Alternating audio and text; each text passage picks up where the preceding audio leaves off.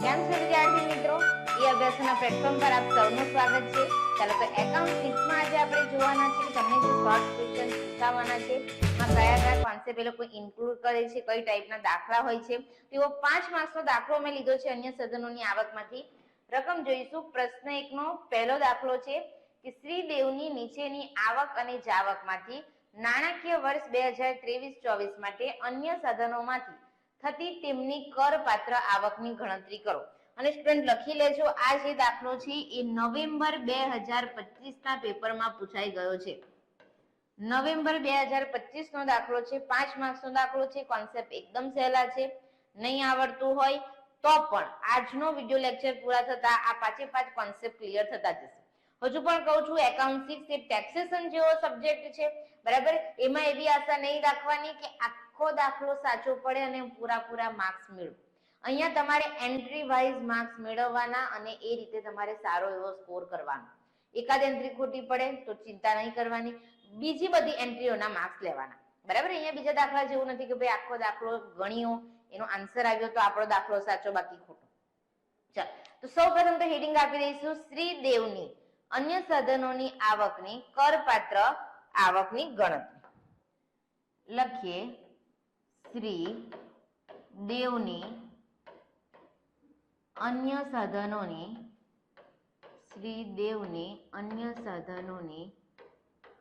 કરપાત્ર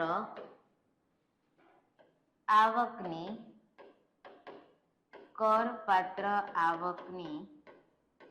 ગણતરી દર્શાવતું પત્રક. આટલું લખાઈ ગયા બાદ સ્ટુડન્ટ તમારે ફરજિયાત કોષ્ટક બનાવવાનું છે એક, બરાબર. હું બનાવું છું એ રીતે, કારણ કે એક્ઝામમાં તમે લખો તો તમારું પ્રેઝન્ટેશન છે એ મોસ્ટ ઇમ્પોર્ટન્ટ કહેવાય, બરાબર. એટલે ફરજિયાત તમારે આ રીતે કોષ્ટક બનાવી દેવાનું છે, વિગત રકમ. અને હવે આપણે લખવાનું સ્ટાર્ટ કરીશું. ચાલો તો પહેલી એન્ટ્રી જોઈએ. પહેલી એન્ટ્રીમાં શું કીધું છે કે ક્રોસવર્ડ પઝલમાંથી જીત થઈ છે ₹5,555. સારા એવા પૈસા મેળવ્યા છે, બરાબર. તો યાદ રાખો, પહેલા તો પ્રશ્ન ઉઠે કે મેડમ આ કરપાત્ર કે કરમુક્ત? કારણ કે અહીંયા બધું એવું છે અન્ય સાધનોની આવકમાં, કાં તો કરપાત્ર હોય કાં તો કરમુક્ત હોય, કાં તો ટીડીએસ ગણવાનું હોય કાં તો નહીં ગણવાનો હોય. તો પહેલો પ્રશ્ન ઉઠે કે કરમુક્ત કે કરપાત્ર. તો નિયમ છે, નિયમ મારી સાથે બધા લખતા જાય. અને તમે એક્ઝામમાં પણ સ્ટુડન્ટ જો તમને પરફેક્ટ નિયમ ખબર હોય અને આ રીતે નોંધ લખીને આવશો, એક પણ માર્ક્સ કટ થશે નહીં. કારણ કે ચેક કરનારને ખબર પડે કે ના, આ નિયમ બધા આવડે છે. પહેલો નિયમ લખું છું અહીંયા કે ક્રોસવર્ડ પઝલમાંથી જીત થઈ હોય પણ એ 10,000 થી વધુ હોય તો જ 30% ટીડીએસ ગણાય, બાકી નહીં. તો લખીશું ક્રોસવર્ડ પઝલમાંથી ₹10,000 થી વધુ રકમની જીત થઈ હોય તો 30% ટીડીએસ ગણાય. બોલો, ક્લિયર છે બધાને? તો અહીંયા 10,000 થી વધારે રકમ છે કે ઓછી? જોતા જ ખ્યાલ આવી છે, મેડમ ઓછી છે એનો મતલબ અહીંયા કોઈ ટીડીએસ ગણવાનો નથી. જેટલી રકમ આપી છે બેઠી લખી દેવાની. આ તમારો એક કોન્સેપ્ટ આજનો અહીંયા ક્લિયર. 5 કોન્સેપ્ટ હું ક્લિયર કરાવીશ. પહેલો કોન્સેપ્ટ ડન બધાને? ચાલો તો લખી દઈએ અહીંયા ક્રોસવર્ડ પઝલમાંથી જીત. ક્રોસવર્ડ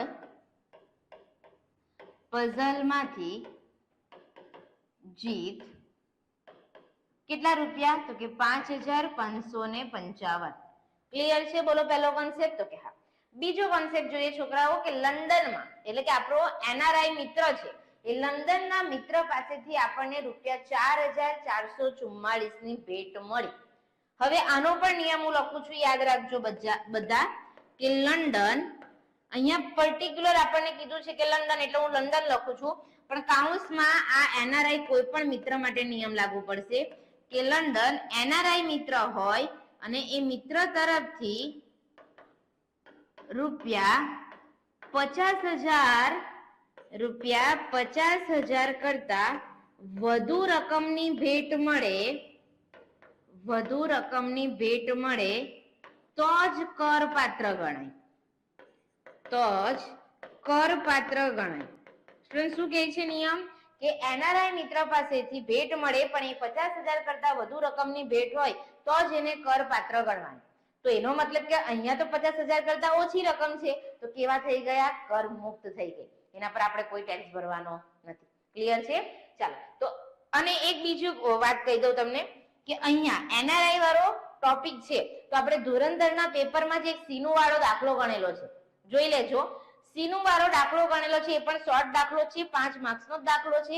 એમાં પણ આવો એક કોન્સેપ્ટ છે કે ઘણા બધા મિત્રો આપ્યા છે, એમાં એનઆરઆઈ મિત્ર પાસેથી ભેટ છે અને ત્યાં મેં કરપાત્ર ગણાવ્યું છે. તો અડધા સ્ટુડન્ટનો પાછો ફોન કે મેસેજ આવશે કે તમે ત્યાં કરપાત્ર ગણાવ્યું, અહીંયા કરમુક્ત નિયમ વાંચો. 50,000 થી વધુ છે એટલે કરપાત્ર, ત્યાં 50,000 કરતા વધારે જ રકમ હશે, ચેક કરી લેજો. એટલા માટે ત્યાં આપણે કરપાત્ર ગણ્યું છે. અહીંયા 50,000 કરતા ઓછી રકમ છે એટલે કેવું ગણીશું? કરમુક્ત. ક્લિયર છે બધાને? ચાલો તો લખીએ. જો સ્ટુડન્ટ હજુ પણ કહું છું તમે નિયમો લખેલા હશે તો જ તમને કોન્ફિડન્સથી દાખલો ગણતા આવડશે, બાકી નહીં. એટલે તમે જેટલા પણ વિડીયો લેક્ચર જુઓ છો આપણી એપના હોય, ધુરંધર પેપરના હોય, તો એક લિસ્ટ એવું બનાવતા જાઓ, તમારી નોટ્સ એવી રેડી કરતા જાઓ કે આ રીતે તમે એમાં પોઈન્ટ લખતા જાઓ તો એક્ઝામના દિવસે તમારા પોઈન્ટ્સ જ વાંચીને જવાના રહે, દાખલા ફરીથી ગણવાની જરૂર ના પડે. ઓકે, આ શરૂઆતથી મેં જેટલા પણ વિદ્યાર્થી મિત્રોએ કોર્સ પરચેસ કરેલો હશે એમને ખબર હશે કે હું દરેક વિડીયો લેક્ચરમાં સૂચના આપતી હોઉં છું કે ભાઈ નોટ્સ બનાવો, નોટ્સ બનાવો. બરાબર? ચાલો તો લખીએ નંબર 2, લંડનના મિત્ર પાસેથી મળેલ ભેટ. લંડનના મિત્ર પાસેથી મળેલ ભેટ શું આવશે? તો કે ડેશ. ચાલો નંબર 3 જોઈએ શું કીધું છે. આ બીજો કોન્સેપ્ટ અહીંયા ક્લિયર. ત્રીજો કોન્સેપ્ટ કે પત્તાની રમતમાંથી જીત થઈ 3,333. પત્તાની રમતમાંથી જીત થાય, બરાબર? આ લોટરીની આવક, પત્તાની આવક એ તમને બધું યાદ જ હશે. તો એમાં નિયમ લખાવેલો છે. અહીંયા પણ કયો નિયમ લાગુ પડે કે પત્તાની રમતમાંથી રૂપિયા 10,000 થી વધુ રકમની જીત થઈ હોય, પહેલા નિયમ છે વધુ રકમની જીત થઈ હોય તો 30% TDS ગણાય. તો 30% TDS ગણાય. અહીંયા પત્તાની રમતમાંથી જીત થઈ 10,000 કરતા વધારે કે ઓછી? તો કે ઓછી, એટલે આપણે TDS કોઈ અહીંયા ગણવાનો નથી. જેવી રકમ આપી છે એવી બેકથી લખી દઈશું. તો લખીએ પત્તાની રમતમાંથી જીત નંબર 3, પત્તાની રમતમાંથી જીત 3,333. ચાલો આગળ. ભારતીય કંપની તરફથી ₹2,222 ડિવિડન્ડ મળ્યું. તો તમને ખબર હશે કે ભારતીય કંપની તરફથી ડિવિડન્ડ મળે કે વિદેશી કંપની તરફથી ડિવિડન્ડ મળે, કરપાત્ર છે, બેઠે બેઠું લખી દેવાનું. ચાલો તો લખીએ ભારતીય કંપની તરફથી ડિવિડન્ડ કેટલું આપ્યું છે? 2,222. ચાલો નેક્સ્ટ. ₹10,100 ના 11% ના કર્ણાટક રાજ્ય વીજળી બોર્ડના બોન્ડ. તો જુઓ, આ સરકારી જામીનગીરી, વેપારી જામીનગીરી કે સરકારી? તો કે ભાઈ સરકારી જામીનગીરી છે. હવે નિયમ તમને યાદ હશે કે સરકારી જામીનગીરી હોય તો વ્યાજ ગણવાનું, પણ કોઈ પણ જામીનગીરી હોય એમાં ગ્રોસિંગ અપ કરવાનું થતું નથી. એટલે અહીંયા આપણે ફક્ત વ્યાજ ગણી દઈશું. આ તમારો 5મો કોન્સેપ્ટ છોકરાઓ. તો લખીએ નંબર 5, કર્ણાટક રાજ્ય વીજળી બોર્ડ બોન્ડનું વ્યાજ કેટલા છે? 10,100 ના 11%. ચાલો તો લખીશું અહીંયા 10,100 ગુણ્યા 11%. કેટલા આવે છે? 1,111. થઈ ગયું? ચાલો તો ટોટલ કરી દાખલો અહીંયા કમ્પ્લીટ થાય છે સ્ટુડન્ટ. 5,555 પ્લસ 3,333 પ્લસ 2,222 પ્લસ 1,111 કેટલા થયા? 12,221. ચાલો તો અહીંયા લખી દઈએ 12,221. તો એની સામે શું લખી દઈશું? કુલ કરપાત્ર આવક. કુલ કરપાત્ર આવક સ્ટુડન્ટ આ 5 ટીકના તમને 5 માર્ક્સ મળે, સમજી લેજો. તમે જે અહીંયા દાખલો ગણો છો એ ટીક પ્રમાણે તમને 5 માર્ક્સ મળે, બરાબર. એટલે એવું નથી કે ભાઈ હું આ આન્સર મારો સાચો તો મને 5 માંથી 5 મળે. તમારી એકાદ એન્ટ્રી આમાંથી ખોટી પડે તો પણ તમને 4 તો મળે જ, એટલે ચિંતા કરવાની નહીં. કોન્સેપ્ટ ખાસ ક્લિયર રાખો, હજુ પણ કહું છું. ચાલો તો આવડી ગયો બધાને દાખલો. ચાલો તો વિદ્યાર્થી મિત્રો આજનો વિડિયો લેક્ચર હું અહીંયા જ કમ્પ્લીટ કરું છું. Thank you. કેમ છો વિદ્યાર્થી મિત્રો? ઈ અભ્યાસના પ્લેટફોર્મ પર આપ સૌનું સ્વાગત છે. ચાલો તો આજના પેપરનો પ્રશ્ન એકમાં એક દાખલો તો ઓલરેડી 5 માર્ક્સ નો આપણે જોઈ ગયા કે અન્ય સાધનોની આવકમાંથી દાખલો પૂછવો હોય તો કેવો દાખલો પૂછી શકે, તો કે 5 કોન્સેપ્ટનો 5 માર્ક્સનો દાખલો પૂછાય. એ કોન્સેપ્ટ તમારા ક્લિયર હોવા જોઈએ. ચાલો તો આજનો બીજો દાખલો જોઈ લઈએ સ્ટુડન્ટ. ઓમ, જય અને જગદીશ 2:2:1 ના પ્રમાણમાં નફો નુકસાન વહેંચતા 3 ભાગીદારો છે. 1/4/2023 ના રોજ તેમની મૂડી નીચે મુજબ છે. ઓમની આપી છે 50,000, જયની 1,25,000, જગદીશની આપી છે 75,000. પેઢીમાં કોઈ વધારાની મૂડી કે ઉપાડ નથી. પેઢીના દીડમાં મૂડી પર 12% વ્યાજની જોગવાઈ છે, જ્યારે ભાગીદારોને અનુક્રમે 20%, 25% અને 15% મહેનતાણું આપવામાં આવશે. ઓમે પેઢીને રૂપિયા 1 લાખની 15%ની લોન આપી છે, જેનું વ્યાજ ચોપડામાં નોંધાયેલ નથી. મૂડી પર વ્યાજ, લોન પરનું વ્યાજ અને ભાગીદારોના મહેનતાણું ઉધારતા પહેલાનો પેઢીનો ચોખ્ખો નફો આપ્યો છે 2,50,000. સ્ટુડન્ટ આનો મતલબ ખાસ સમજો કે આ 2,50,000 છે તો એમાં મૂડી પર વ્યાજ, લોન પર વ્યાજ અને ભાગીદારોનું મહેનતાણું તમે નફા નુકસાન ખાતાની ઉધાર બાજુ લખ્યું હશે કે નહીં લખ્યું હોય? તો ક્લિયર છે, કીધું જ છે અંદર ઉધારતા પહેલાનો, મતલબ કે મૂડી પર વ્યાજ, લોન પર વ્યાજ અને ભાગીદારોનું મહેનતાણું નફા નુકસાન ખાતામાં તમે લખેલું નથી. આટલું યાદ રાખજો.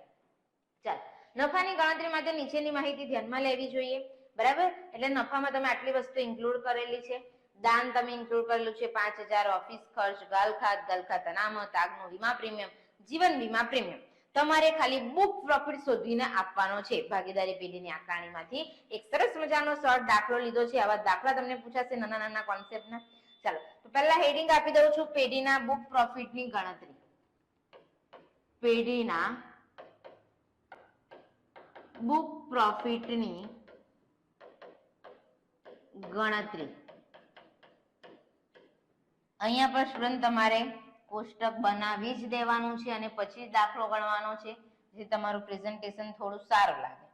ચાલો તો અહીંયા સૌપ્રથમ શું લખાય, તો કે ભાગીદારી પેઢીની આકારણીનો દાખલો હોય એટલે સૌપ્રથમ નફા નુકસાન ખાતા મુજબ ચોખ્ખો નફો આવે અથવા તો નફા નુકસાન ખાતા મુજબ ચોખ્ખી ખોટ આવે.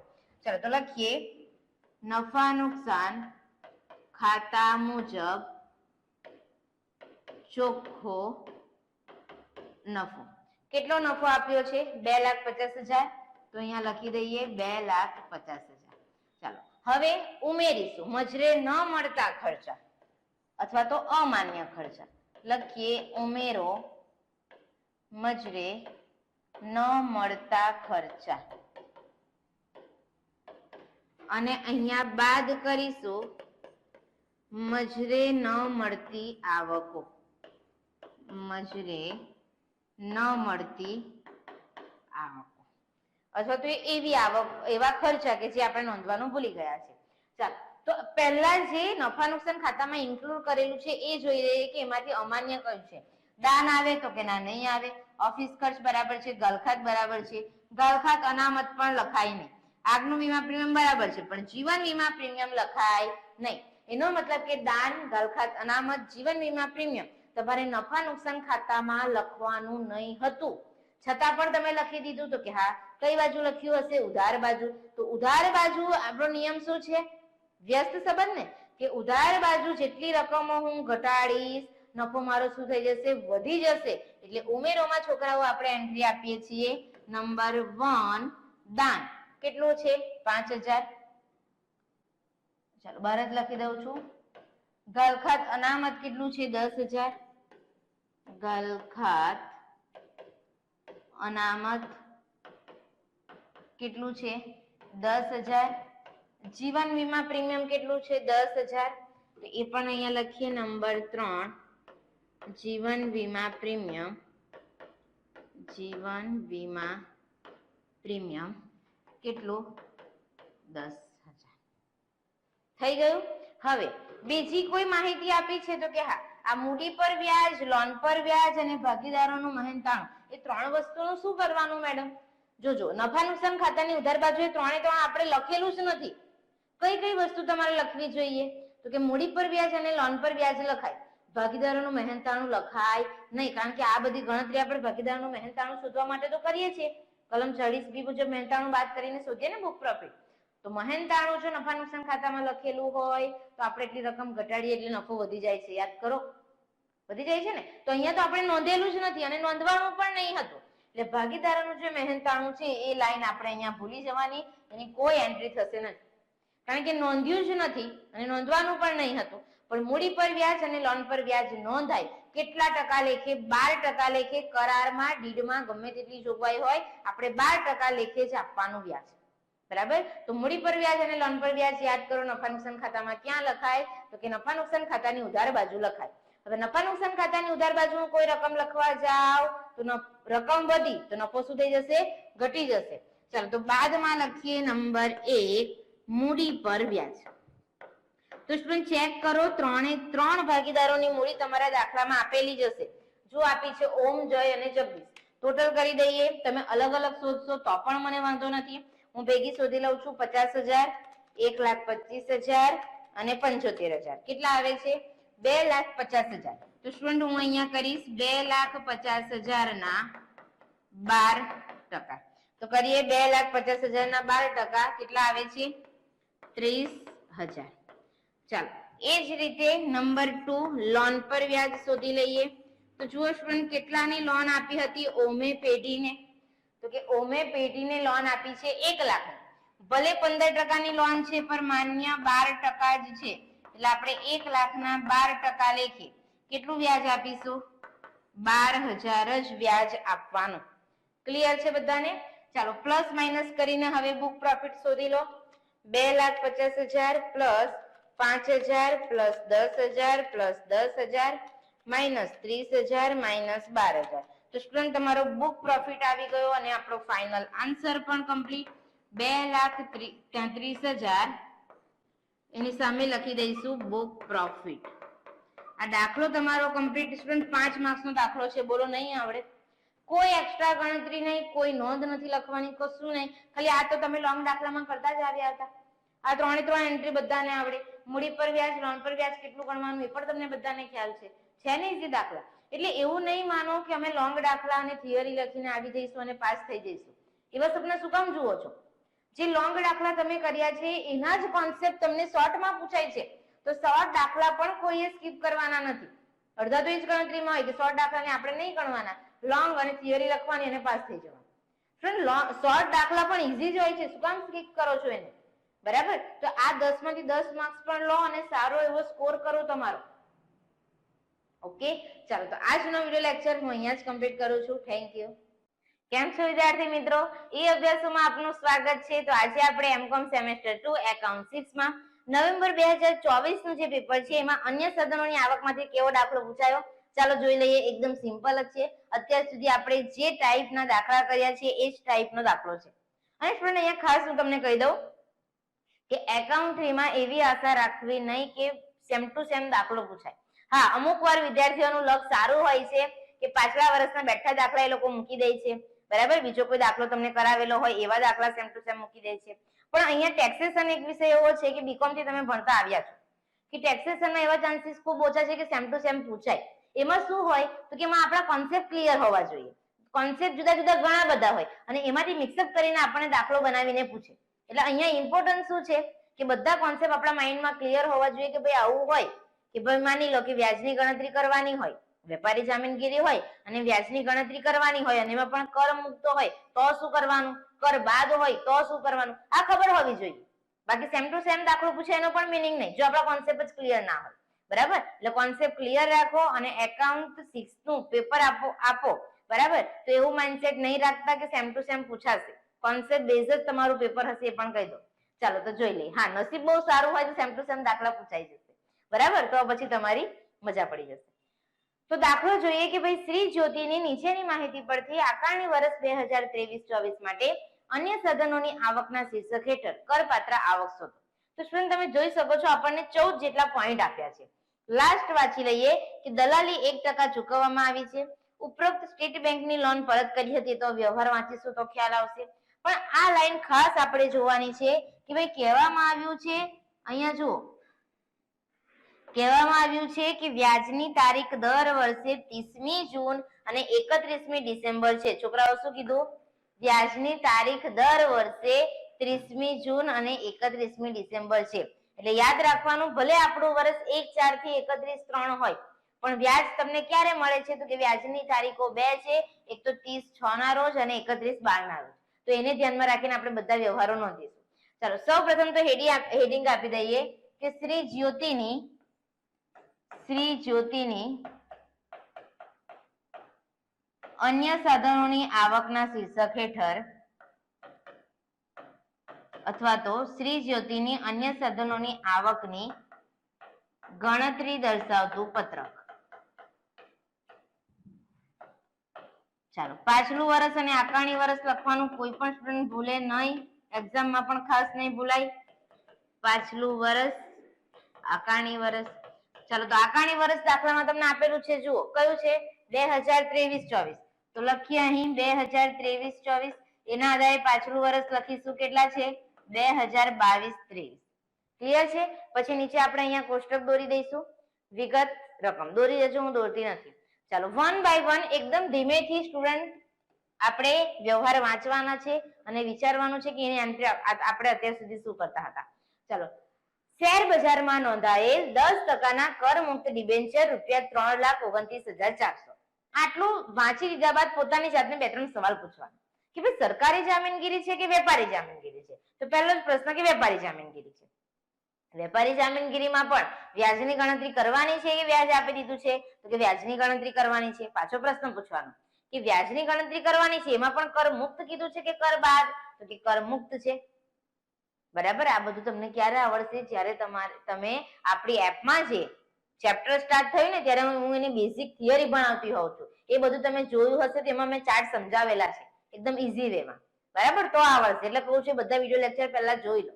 ચાલો, તો વ્યાજની ગણતરી કરવાની છે, એમાં પણ કર મુક્ત છે, એનો મતલબ વ્યાજ પણ ગણીશું અને ગ્રોસિંગ અપ પણ કરીશું. તો લખીએ 10%ના કર મુક્ત ડિબેન્ચરનું વ્યાજ. લખીએ 10%ના કરમુક્ત ડિબેન્ચરનું વ્યાજ.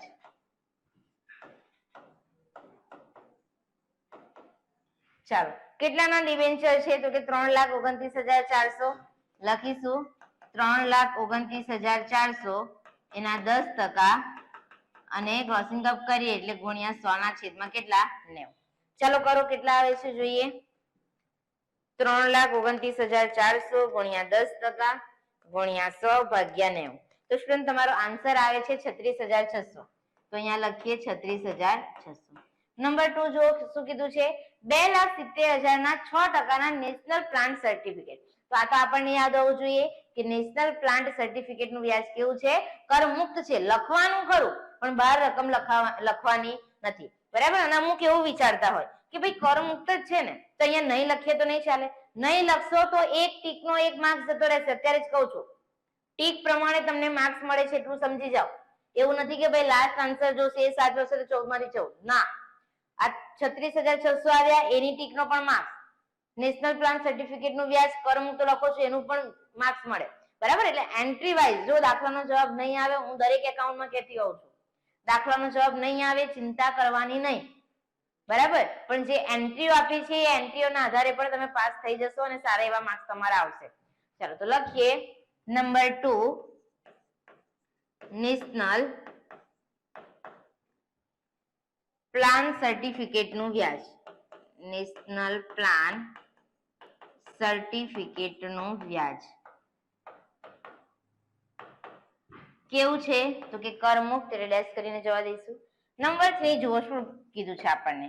તો કે અમાન્ય પ્રોવિડન્ટ ફંડ પર વ્યાજ. યાદ છે ને કોનું લખાય?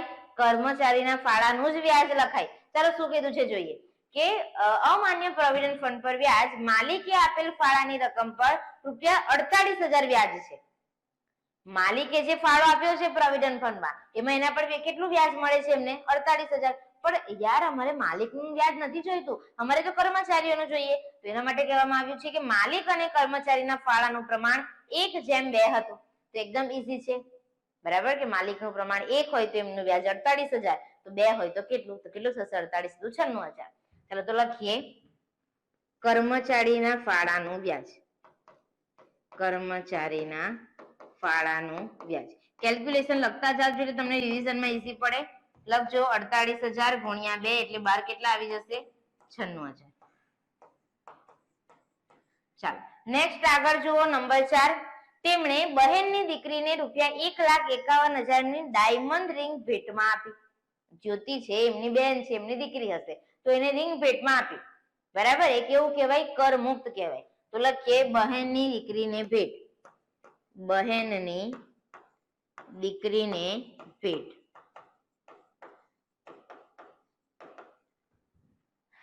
કરમુક્ત. ચાલો આગળ. આવક ના કહેવાય એને. ત્યાર પછી આગળ જુઓ પોસ્ટ ઓફિસ સેવિંગ બેંક ખાતાનું મળેલ વ્યાજ. તો આમાં યાદ છે ને વધુમાં વધુ તમને કેટલી મુક્તિ મળી શકે? તો કે જો સિંગલ વ્યક્તિનું એકાઉન્ટ હોય તો 3500 અને ડબલ હોય તો 7,000. અહીંયા કઈ જ નથી કીધું એટલે વધુમાં વધુ તમને 7,000 ની મુક્તિ મળી શકે. ચાલો તો જોઈએ પોસ્ટ ઓફિસ સેવિંગ બેંક ખાતાનું મળેલ વ્યાજ 10,000. તેમાંથી વધુમાં વધુ મુક્તિ આપણે 7,000 માઇનસ કરીશું. લખીએ number 5. Post office savings bank ખાતાનું મળેલ વ્યાજ. સેવિંગ્સ બેંક ખાતાનું મળેલ વ્યાજ.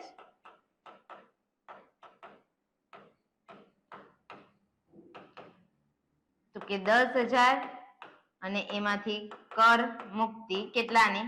7,000. 12 કેટલા આવી જશે સ્ટુડન્ટ? તો કે 3,000. ચાલો નેક્સ્ટ આગળ વધીએ. નંબર 6. પોસ્ટ ઓફિસ માસિક સ્કીમ હેઠળ મળેલ વ્યાજ. યાદ રાખજો કર મુક્ત છે. કેવું છે? કર મુક્ત. તો લખીએ પોસ્ટ ઓફિસ માસિક સ્કીમ હેઠળ મળેલ વ્યાજ કેવું છે? કર મુક્ત. ચાલો આગળ. કીમેન વીમા પોલિસી હેઠળ મળેલ રકમ. આ પાછું કરપાત્ર. તો લખીશું કીમેન વીમા પોલિસી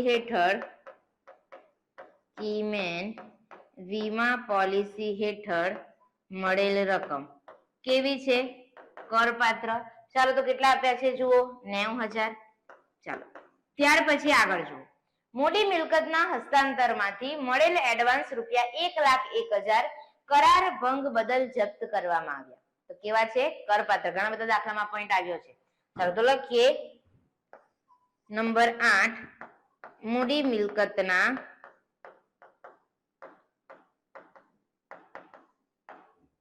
મિલકતના હસ્તાંતરમાંથી જપ્ત કરેલ રકમ. કેટલી આપી છે? તો કે 1,01,000. ત્યાર પછી નેક્સ્ટ જુઓ નંબર 9. શું કીધું છે આપણને? મળેલ આવકવેરા રિફંડ ટોટલ મળ્યું છે 12,120. એમાં 1 મહિનાનું વ્યાજ સમાયેલું છે અને વ્યાજનો દર વાર્ષિક 12% છે. અહીંયા આપણને યાદ હોવું જોઈએ કે આવકવેરા રિફંડ આપણી આવક નથી, પણ આવકવેરા રિફંડનું જે વ્યાજ હોય એ અન્ય સાધનોની આવક કહેવાય. તો લખીએ અહીંયા નંબર 9. આવકવેરા રિફંડનું વ્યાજ. આવકવેરા રિફંડનું વ્યાજ. હવે અહીંયા ખાસ સમજવાનું કે કઈ રીતે વ્યાજ શોધીશું. સમજો વાર્ષિક 12 મહિનાનો વ્યાજનો દર આપેલો છે મને 12%. મારે તો એક જ મહિનાનું વ્યાજ શોધવાનું છે, તો વ્યાજનો દર કેટલો લઈશું? 1%. બરાબર. તો માની લો કે આપણે અહીંયા ગણતરી કરીએ કે આવકવેરા રિફંડ મારું 100 હોય. કેટલું હોય? 100 હોય. બરાબર. એના પર વ્યાજ મારું કેટલું? તો કે 1 મહિનાનું 1%. ખ્યાલ આવે છે ને? આખા વર્ષનું 12%. આખા વર્ષનો દર 12%. તો 1 મહિનાનો દર કેટલો હશે? 1%. તો આવકવેરા રિફંડ 100 હોય તો એના પર વ્યાજ કેટલું ગણાય? 1. ટોટલ રકમ કેટલી? 101. એનો મતલબ કે આ 101 છે એમાં વ્યાજ સમાયેલું છે અને મારી પાસે પણ એ જ કિંમત છે. તો પદ હું અહીંયાથી મૂકીશ કે 101 એ વ્યાજ 1 હોય તો 12,120 એ કેટલું? કરો એટલે તમારો જવાબ આવશે 120. બરાબર. તો આ આવકવેરા રિફંડનું વ્યાજ કેટલું આવશે? 120. ગણતરી કરી લેજો. ચાલો નેક્સ્ટ જોઈએ નંબર 10. વેદાંત લિમિટેડના 1,500 10% ડિબેન્ચર દીઠ ₹1000 માં સીધા ભરણામાંથી તારીખ 1/10/22 ના રોજ ખરીદ્યા. આ મુદ્દો પણ બધાને યાદ હોવો જોઈએ કે જ્યારે આપણે ડિબેન્ચરની ખરીદી સીધા ભરણામાંથી કરીએ છીએ તો જેટલા મહિના આપેલા હોય એટલા જ મહિના ધ્યાનમાં લેવાના. જેમ કે અહીંયા જુઓ 1/10/22 ના રોજ ખરીદ્યા, 10મો મહિનો, 11મો અને 12મો. 12મા મહિનામાં આપણને વ્યાજ મળે એટલે 3 જ મહિનાનું વ્યાજ આપણે અહીં ધ્યાનમાં લઈશું. જેટલા માસ આપ્યા હોય એટલા માસ ધ્યાનમાં લેવાના. ચાલો તો લખીએ, સીધા ભરણામાંથી સીધા ભરણાના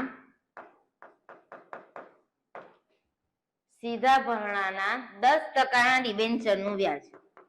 સીધા ભરણાના 10%ના ડિબેન્ચરનું વ્યાજ. ચાલો પહેલા તો જો ડિબેન્ચર છે કેટલા? 1500 ડિબેન્ચર છે છોકરાઓ, અને એક ડિબેન્ચરની કિંમત કેટલી છે? તો કે ભાઈ 1000 છે, બરાબર. તો કેટલા થશે? 15 લાખ. ચાલો હવે જેટલા માસ કીધા હોય એટલા માસ લઈશું એટલે કે 3/12. ચલો તો કરો, કેટલા આવે છે?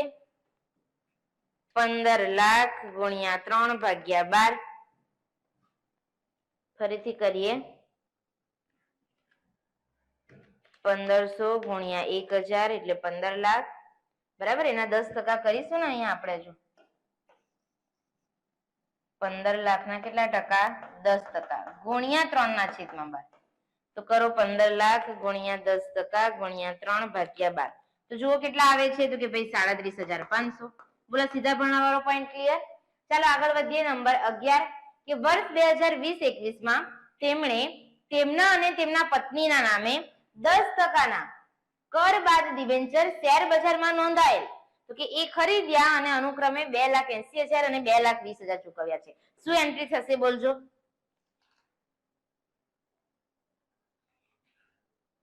ચાલો બોલજો, શું રકમ થશે? વ્યાજની આપણી રકમ શું થશે? સ્ટુડન્ટ જો એકદમ સિમ્પલ છે કે ભાઈ વ્યાજની ગણતરી કરવાની છે, બસ એટલું જ વિચારવાનું. કે વેપારી જામીનગીરી છે તો કે હા ડિબેન્ચર છે એટલે વેપારી જામીનગીરી કહેવાય, બરાબર. વ્યાજની ગણતરી કરવાની છે કે વ્યાજ આપી દીધું છે તો કે વ્યાજની ગણતરી કરવાની છે. એમાં પણ કર મુક્ત છે કે કર બાદ? તો કે કર બાદ છે એટલે વ્યાજની ગણતરી કરીશું, ક્રોસિંગ અપ કરવાનું નથી, બરાબર. અને સ્ટુડન્ટ બીજી એક વસ્તુ કહી દઉં કે આ જે દાખલો છે ખૂબ ઇમ્પોર્ટન્ટ છે, કારણ કે નવેમ્બર 24 માં તો આ દાખલો છે જ, બરાબર. પણ માર્ચ 24 માં પણ આનો આ જ દાખલો, ખાલી રકમ ચેન્જ કરી હતી, બધામાં સેમ ટુ સેમ છે. નામ છે રાજ કપૂર. તમારી પાસે પેપર્સ હોય તો જોઈ લેજો, બરાબર. એટલે માર્ચ 24 માં રાજ કપૂર વાળો જે દાખલો પૂછ્યો એટી કેટી ના પેપરમાં એ જ દાખલો પાછો રિફર થયો છે, બરાબર. એટલે માર્ચ 24 નો રાજ કપૂર વાળો દાખલો હું કરાવતી નથી, તમે પ્રેક્ટિસ માટે જાતે કરી લેજો. સેમ ટુ સેમ જ છે, ખાલી રકમ ચેન્જ છે. ચાલો તો કઈ રીતે અહીંયા લખીશું? તો કે સૌપ્રથમ આપણે લખીએ 10%ના કર બાદ ડિબેન્ચરનું વ્યાજ. અહીંયા લખીએ નંબર 11, 10%ના કર બાદ ડિબેન્ચરનું વ્યાજ. ચાલો તો જુઓ, 2,80,000 ના 10% કેટલા થાય? તો કે 28,000. ત્યાર પછી નેક્સ્ટ 2,20,000 ના 10% કેટલા થાય? તો કે 22,000. ચાલો તો કરીએ, 28,000 પ્લસ 22,000 કેટલા આવે છે? તો કે 50,000. ચાલો નેક્સ્ટ 12મા નંબરનો હવાલો વાંચીએ કે તેણે ₹10,000 ના માસિક ભાડાથી ભાડાનું મકાન લીધું અને આ મકાન અંગે વાર્ષિક ₹6,000 મરામત અને નિભાવ ખર્ચ પેટે ચૂકવ્યા છે. સમજો, અત્યારે મારું નામ જ્યોતિ છે, મેં 10,000 ના માસિક હપ્તાથી, બરાબર, એક મકાન ભાડે લીધું, તો એ ભાડું તો હું ચૂકવીશ ને સ્ટુડન્ટ. સમજો, હું કોઈ જગ્યાએ રહેવા ગઈ, બરાબર, એ મારી માલિકીનું મકાન નથી, તો મને એવું કીધું કે 10,000 તમારે મહિને ચૂકવવાના, તો એ તો મારી જ આવક છે, એ મારી આવક નથી, એટલે આ લાઈન તો અત્યારે ભૂલી જ જાઓ. મેં 6,000 નો એમાં ખર્ચો કર્યો, કારણ કે ઘરમાં કઈ અવ્યવસ્થિત હશે બધું, તો મેં 6,000 નો ખર્ચ કર્યો, એ પણ મારી જ આવક. અહીંયા તો હું આવક નોંધું છું, એટલે અહીંયા એનો પ્રશ્ન જ ઉભો થતો નથી.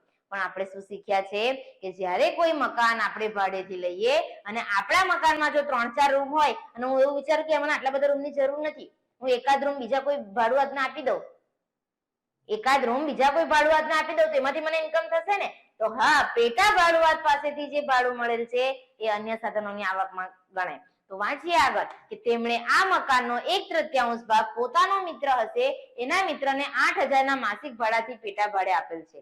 જોયું કેટલા હોશિયાર છે, બરાબર. પોતાનો મિત્ર છે એને એની પાસેથી કેટલા લીધા? 8,000. તો હવે તો 10,000 ચૂકવવાના હતા, 2,000 જ બાકી રહ્યા ને.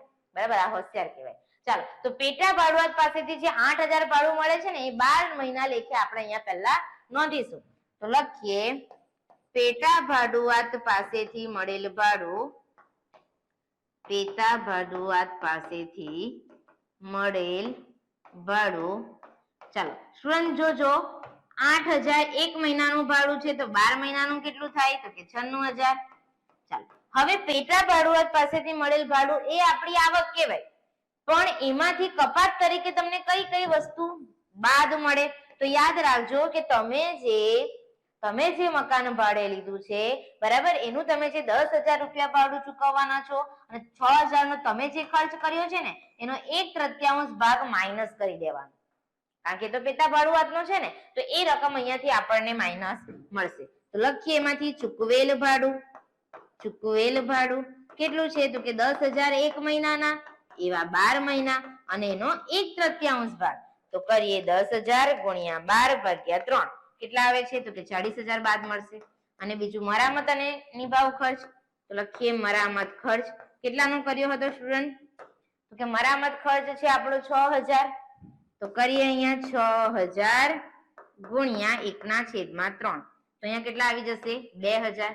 ચાલો રકમ બાર લખી દઈએ કે 96,000 માઇનસ 40,000 માઇનસ 2,000, કેટલા આવે છે? 54,000. બોલો, આ પોઈન્ટ ક્લિયર છે? પેટા ભાડુઆત વાળો પોઈન્ટ પૂછાવાની પૂરેપૂરી શક્યતા.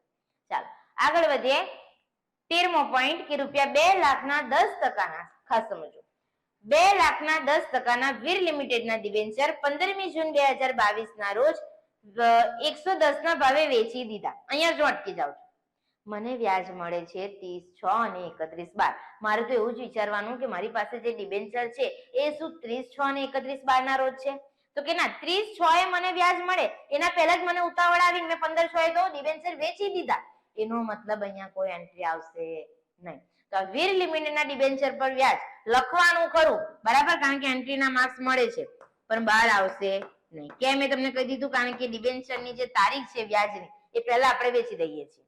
તો લખીએ વીર લિમિટેડના ડિબેન્ચર પર વ્યાજ આવશે નહીં. ચાલો ત્યાર પછી આગળ નેક્સ્ટ નંબર 14. શું કીધું છે? તો કે આ વીર લિમિટેડના જે ડિબેન્ચર હતા એ વેચી દીધા અને એમાંથી જે પૈસા આવ્યા એમાંથી કોના ડિબેન્ચર ખરીદ્યા? તો કે બબલુ લિમિટેડના. જુઓ કેટલાના ભાવે? તો કે 110 ના ભાવે બબલુ લિમિટેડના 12% કર બાદ ડિબેન્ચરની ખરીદી કરી. પણ કેટલા ડિબેન્ચર હતા એ તો મને ખબર જ નથી, એ મને ક્યાંથી મળશે? તો પહેલા જુઓ, 2 લાખના ડિબેન્ચર હતા તો કરો 2 લાખ ભાગ્યા 100 એટલે કેટલા? 2,000 ગુણ્યા 110 નો ભાવ એટલે કેટલા થઈ ગયા? 2,20,000. પહેલા તો લખીએ અહીંયા કે બબલુ લિમિટેડના કેટલા ટકાના છે? જુઓ 10%ના ને, બબલુ લિમિટેડના 12%. બબલુ લિમિટેડના 12%ના કર બાદ ડિબેન્ચરનું વ્યાજ, કર બાદ ડિબેન્ચરનું વ્યાજ. ચાલો પહેલા 2,000 ડિબેન્ચર છે અને 110 નો ભાવ એટલે સ્ટુડન્ટ કેટલા થયા? તો કે 2,20,000 થયા. સમજો કેટલા થયા? 2,20,000. 2,20,000. હવે એવું કીધું છે કે વીર લિમિટેડના રૂપિયા 110 ના ભાવે વેચીને બબલુ લિમિટેડના 12%ના કર બાદ ડિબેન્ચરની ખરીદી કરી અને ખૂટતી રકમ 30,000 ની વ્યવસ્થા વાર્ષિક 10%ના વ્યાજના દરે સ્ટેટ બેંકમાંથી લોન લીધી હતી. બોલો, બબલુ લિમિટેડના ડિબેન્ચરની કિંમત કેટલી? એક્ઝામ્પલ આપો તમને. એક્ઝામ્પલ આપો. માની લો કે મારે કાર ખરીદવી છે. શું ખરીદવી છે? કાર ખરીદવી છે. તો મારી પાસે જે જૂની કાર હતી એ મેં વેચી દીધી 5 લાખમાં. કેટલામાં વેચી દીધી? 5 લાખમાં. મને 5 લાખ પૂરેપૂરા મળી પણ ગયા, મારી પાસે આવી પણ ગયા. નવી કારની કિંમત હું તમને કહેતી નથી, સસ્પેન્સ, તમારે વિચારવાનું. 5 લાખ રૂપિયા મારી પાસે છે. હવે જે શોરૂમ વાળાએ મને કારની કિંમત કહેતી હતી એમાં અમુક પૈસા ખૂટે છે, એટલા માટે હું બેંકમાં ગઈ અને બેંકમાં જઈને મેં 2 લાખની લોન લીધી. ત્યાંથી મને 2 લાખ મળ્યા તો એ 2 લાખ અને 5 લાખ મેં જમા કરાવી દીધા. તો નવી કારની કિંમત કેટલી? તો મેડમ આ તો કોઈને પણ આવડે, 7 લાખ રૂપિયા. તો અહીંયા સેમ એવું છે કે મને બબલુ લિમિટેડના હું જે ડિબેન્ચર ખરીદ્યું છું એની કિંમત આપી નથી, તો કઈ વાંધો નહીં, તમે જે વીર લિમિટેડના ડિબેન્ચર વેચ્યા ને વેર લિમિટના તમે જે ડિબેન્ચર વેચ્યા એમાંથી જે પૈસા આવ્યા 2,20,000 અને બેંકમાં જઈને તમે લાવ્યા 30,000, તો બંનેનું થઈને ટોટલ કેટલું થયું? 2,50,000. તો 2,50,000 ના તમે બબલુ લિમિટેડના ડિબેન્ચર ખરીદ્યા કહેવાય. નથી સમજ પડતી? 2 લાખના ડિબેન્ચર હતા, તમે કેટલા ભાવે વેચ્યા છે બબલુ લિમિટેડ? ફરીથી જુઓ, અહીંયા કીધું છે કે વીર લિમિટેડના ડિબેન્ચર 110 ના ભાવે વેચીને બબલુ લિમિટેડના 12% ડિબેન્ચર ખરીદ્યા. વીર લિમિટેડના ડિબેન્ચર કોને વેચે એની સાથે શું પ્રશ્ન છે? આપણે તો ખાલી એટલું જોઈએ કે વીર લિમિટેડના ડિબેન્ચર હું વેચું છું તો ત્યાંથી મને કેટલા પૈસા મળે? તો કે 2 લાખના ડિબેન્ચર હતા પણ હું 110 ના ભાવે વેચું છું. તો 2 લાખના ડિબેન્ચર, તો 2 લાખ ભાગ્યા 100 એટલે 2,000. 110 ના ભાવે વેચું તો મને ત્યાંથી સામેવાળી પાર્ટી પાસેથી મળ્યા 2,20,000. હવે મારે બબલુ લિમિટેડના ડિબેન્ચર ખરીદવા જવાનું છે પણ પૈસા ખૂટે છે એટલે હું બેંકમાં જાઉં છું અને 30,000 ત્યાંથી લાવું છું. તો 2,20,000 આ પાર્ટી પાસેથી મળ્યા, 30,000 બેંક પાસેથી મળ્યા, તો ટોટલ કેટલા થયા? 2,50,000. સ્ટુડન્ટ ખબર પડી કે નહીં? બરાબર, એટલે આ રીતે થોડું વિચારવું પડશે. તો લખીએ 2,50,000. કેટલા ટકાના છે? તો કે 12%. હવે તો કે કર બાદ છે. સમજો, વ્યાજની ગણતરી કરવાની છે, એમાં પણ કર બાદ છે તો વ્યાજ ગણીશું પણ ક્રોસિંગ અપ કરીશું નહીં. તો કરીએ 2,50,000 ગુણ્યા 12%. એકદમ સિમ્પલ છે, થોડું ખાલી વિચારવાની જરૂર છે. કેટલા? 30,000.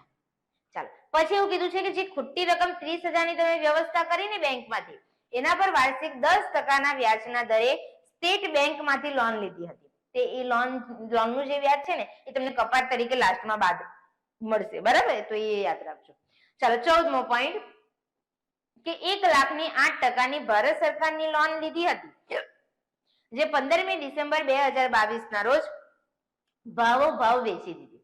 મેં તમને શું કીધું કે આપણે તો એટલું વિચારવાનું કે 30/6 અને 31/12 ના રોજ શું મારી પાસે જામીનગીરી છે કે નથી? તો હું 30/6 ના રોજ વિચારું તો મારી પાસે ભારત સરકારની લોન છે, પણ 31/12 વિચારું તો ભારત સરકારની લોન નથી. કેમ? કારણ કે 15 તારીખે તો મેં વેચી દીધી, તો મને 6 મહિનાનું વ્યાજ મળશે. બસ આટલું વિચારવાનું છે. તો લખીએ 8% ભારત સરકારની લોનનું વ્યાજ. 8% ભારત સરકારની લોનનું વ્યાજ. કેટલાની લોન છે? તો કે 1 લાખની. કરીએ 1 લાખ ગુણ્યા 8% ગુણ્યા 6/12. કેટલા આવે છે જુઓ? કે 1 લાખ ગુણ્યા 8% ગુણ્યા 6/12. અહીંયા આવે છે 4,000. ટોટલ કરો, એમાંથી આપણે બેંક લોન નું વ્યાજ માઇનસ કરવાનું ને, તો કરતા જઈએ. સૌ પ્રથમ તો કે 36,600 plus 96,000 plus 3,000 plus 90,000 plus 1,01,000 plus 120 plus 37,500 plus 50,000 plus 54,000 plus 30,000 plus 4,000. કેટલા આવે છે? 5,02,220. લખીએ 5,02,220. એમાંથી બાદ કરીશું સ્ટેટ બેંકની લોનનું વ્યાજ, બાદ સ્ટેટ બેંકની લોનનું વ્યાજ. ચાલો, કેટલાની લોન હતી? તો કે ભાઈ 30,000ની લોન હતી. વ્યાજનો દર કેટલો હતો જુઓ? તો કે વ્યાજનો દર 10%. અને કેટલા મહિનાનું વ્યાજ? તો કે 6 મહિનાનું. તો 6/12. તો કરીએ 30,000 ગુણ્યા 10% ગુણ્યા 6/12. કેટલા આવે છે? તો કે 1,500. ચાલો, તો લખીએ અહીંયા 1,500. બાદ બાકી કરો એટલે અન્ય સાધનોની આવક, કુલ કરપાત્ર આવક તમને મળી જાય. 5,02,220 માઇનસ 1,500. કેટલા આવે છે? તો કે 5,07,20.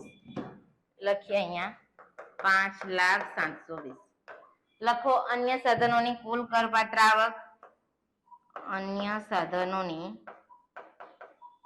કુલ કરપાત્ર આવક.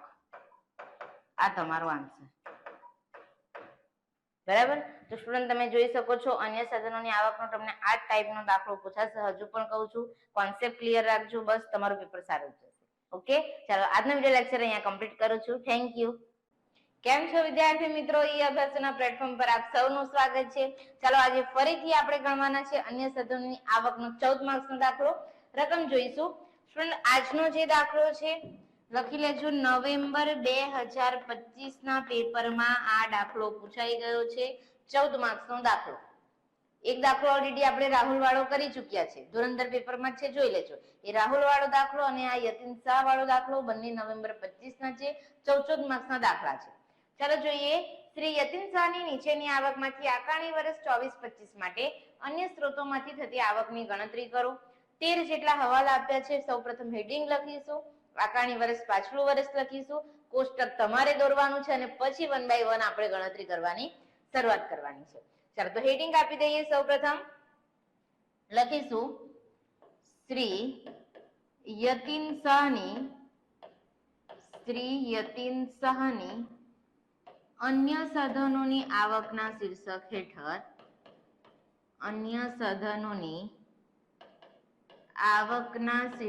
હેઠળ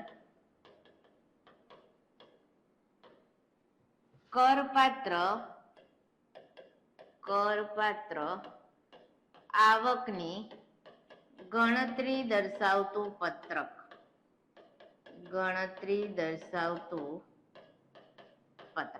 ચાલો એમાં લખી દઈશું પાછલું વર્ષ અને આકારણી વર્ષ.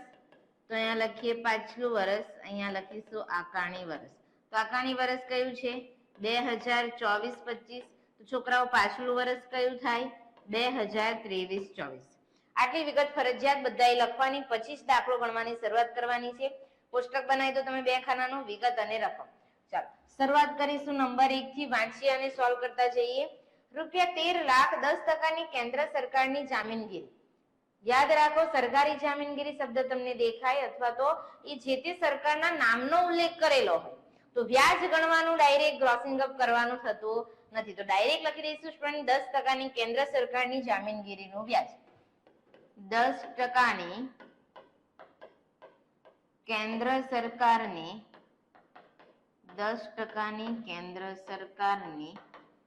જામીનગીરીનું વ્યાજ કેટલું થાય છે? 13 લાખના 10% લેખે 13 લાખના 10% એટલે સ્ટુડન્ટ કેટલું થશે? 1,30,000.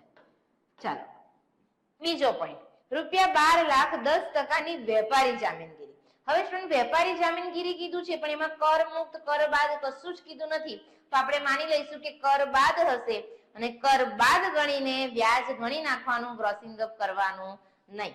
તો લખીએ 10%ની વેપારી જામીનગીરીનું વ્યાજ.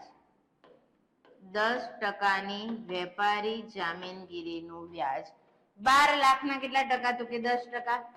કેટલા થશે સ્ટુડન્ટ? 1,20,000. 1,20,000. ચાલો ત્રીજું, પબ્લિક લિમિટેડ કંપનીની જામીનગીરી પર વ્યાજ 1,10,000. એ પણ ગ્રોસ છે, ડાયરેક્ટ લખી દેવાનું, કરપાત્ર ગ્રોસ જ રકમ છે. લખીએ પબ્લિક લિમિટેડ કંપનીની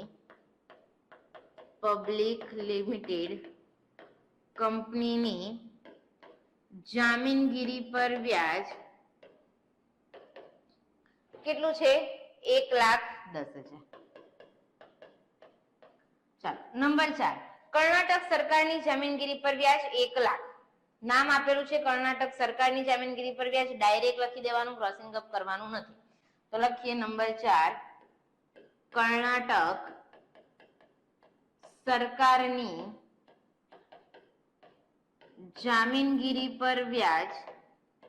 કર્ણાટક સરકારની જામીનગીરી પર વ્યાજ કેટલું છે? 1 લાખ. ચાલો નંબર 5, શ્રીલંકામાં ખેતીમાંથી આવક. જોજો, અન્ય દેશમાં ખેતીમાંથી આવક તો એ કર પાત્ર છે, એને ગણવાની. તો લખીએ શ્રીલંકામાં ખેતીની આવક 90,000. નંબર 5, શ્રીલંકામાંથી ખેતીની આવક કેટલી? 90,000. ચાલો નંબર 6 જોઈએ સ્ટુડન્ટ શું કીધું છે? ઘોડા દોડમાંથી ₹56,000 તમે જીત્યા. તો ઘોડા દોડની જીત હોય, લોટરીમાંથી તમે ઇનામ મળ્યું હોય તો એના પર તમારે ગ્રોસિંગ અપ કરવાનું. કેટલા ટકા કાપી લીધા છે? 30%. એટલે ગ્રોસિંગ અપ કરીએ તો લખીએ ઘોડા દોડમાંથી જીત. કેટલા રૂપિયા તમે જીત્યા છો સ્ટુડન્ટ? 56,000. તો 56,000 પર ક્રોસિંગ અપ કરવાનું થશે ગુણ્યા 100. કેટલા ટકા ટીડીએસ નો દર છે? 30%. તો છેદમાં કેટલા આવશે? 100 - 30 એટલે 70. ચાલો કરો કેટલા આવે છે ક્રોસિંગ અપ કરીને.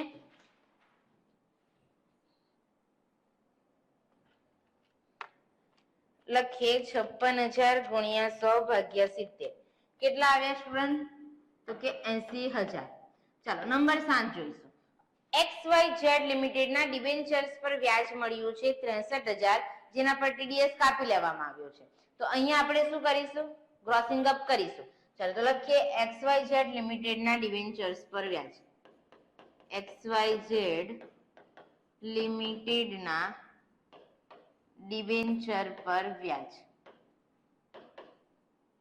ચાલો કેટલા છે ડિબેન્ચર જુઓ 63,000 ના. તો લખીએ અહીં 63,000 ગુણ્યા 100 છેદમાં કેટલા? તો કે 90. ચાલો 10% TDS નો દર છે ને એટલે છેદમાં 90 આવશે. 63,000 ગુણ્યા 100 ભાગ્યા 90.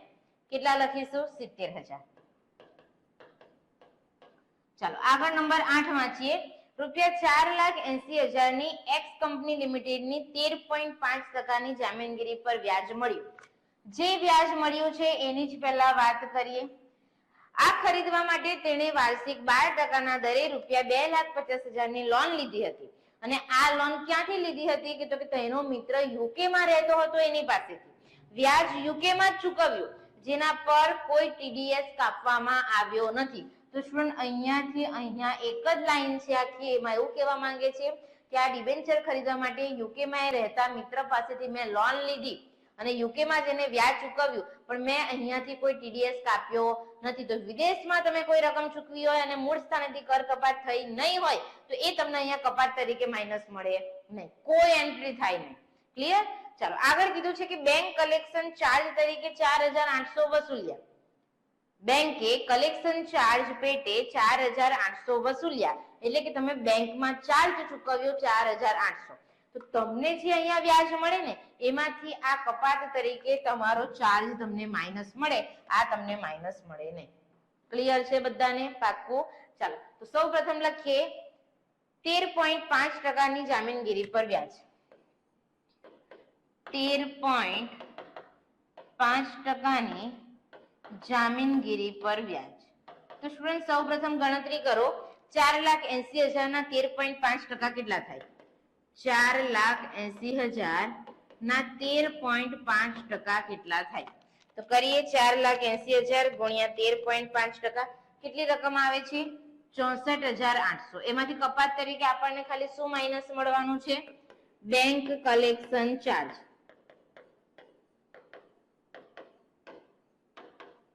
તો સ્ટુડન્ટ જુઓ કેટલો કલેક્શન ચાર્જ છે? 4,800. ચાલો તો 64,800 માંથી 4,800 માઇનસ કરો તો કેટલા આવશે? 60,000. આગળ નંબર 9 જુઓ શું કીધું છે. નંબર 9 માં રૂપિયા 2,50,000 ના પેપર મિલ કંપનીની 20% ની જામીનગીરી પર વ્યાજ પ્રાપ્ત થયું. બરાબર? તો પેપર મિલ કંપનીની 20% ની જામીનગીરી પર વ્યાજ કશું જ કીધું નથી, એટલે આપણે ખાલી વ્યાજ ગણવાનું, ગ્રોસિંગ અપ કરવાનું નથી. તો લખીએ પેપર મિલ કંપનીની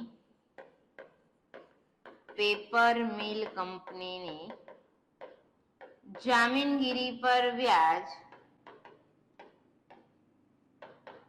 કેટલું છે? 2,50,000 ના 20%.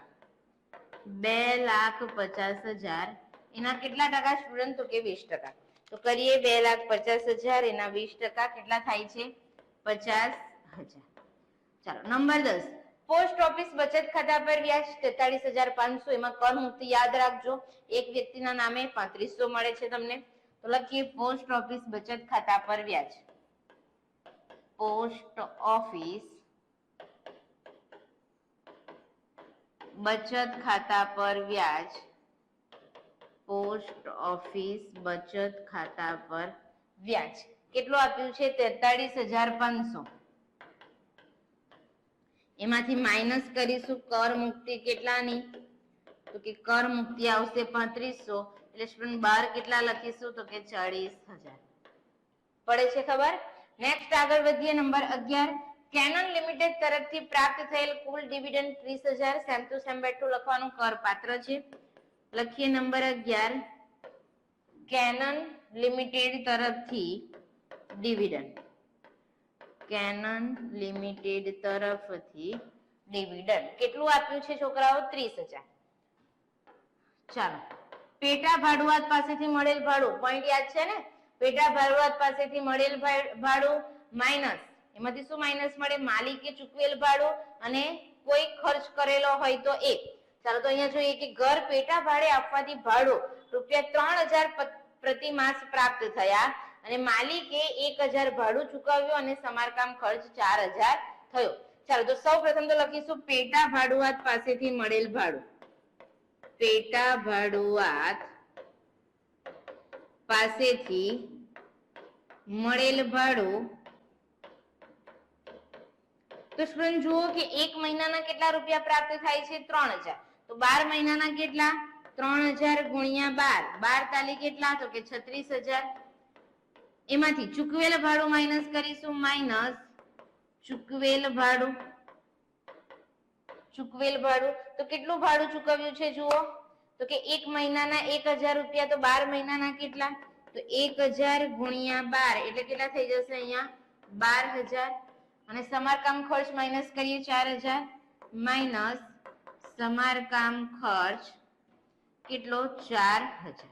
ચાલો માઇનસ કરીને 12 રકમ લખીએ 36,000 માઇનસ 12,000 માઇનસ 4,000 કેટલા આવે છે? 20,000.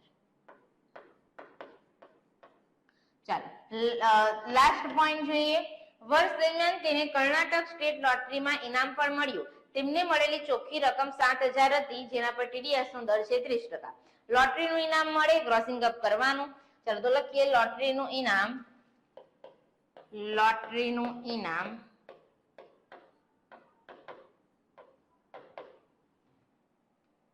કેટલું છે? 7,000 ગુણ્યા 100, 30% TDS છે એટલે છેદમાં આવશે 70. કરીએ 7,000 ગુણ્યા 100 ભાગ્યા 70 કેટલા આવશે સ્ટુડન્ટ? 10,000. ચાલો એન્ટ્રી બધી કમ્પ્લીટ થઈ જ ગઈ છે તો સાથે સાથે ટોટલ પણ કરી લઈએ એટલે દાખલો આપણો કમ્પ્લીટ થઈ જાય. ચાલો તો કરતા જઈશું સ્ટુડન્ટ.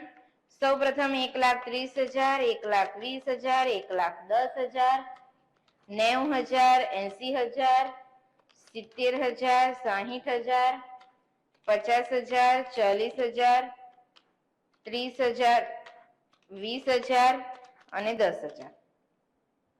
કેટલો આન્સર આવે છે તમારો? ફરીથી કરી જોઈએ એકવાર. 1,30,000, 1,20,000, 1,10,000,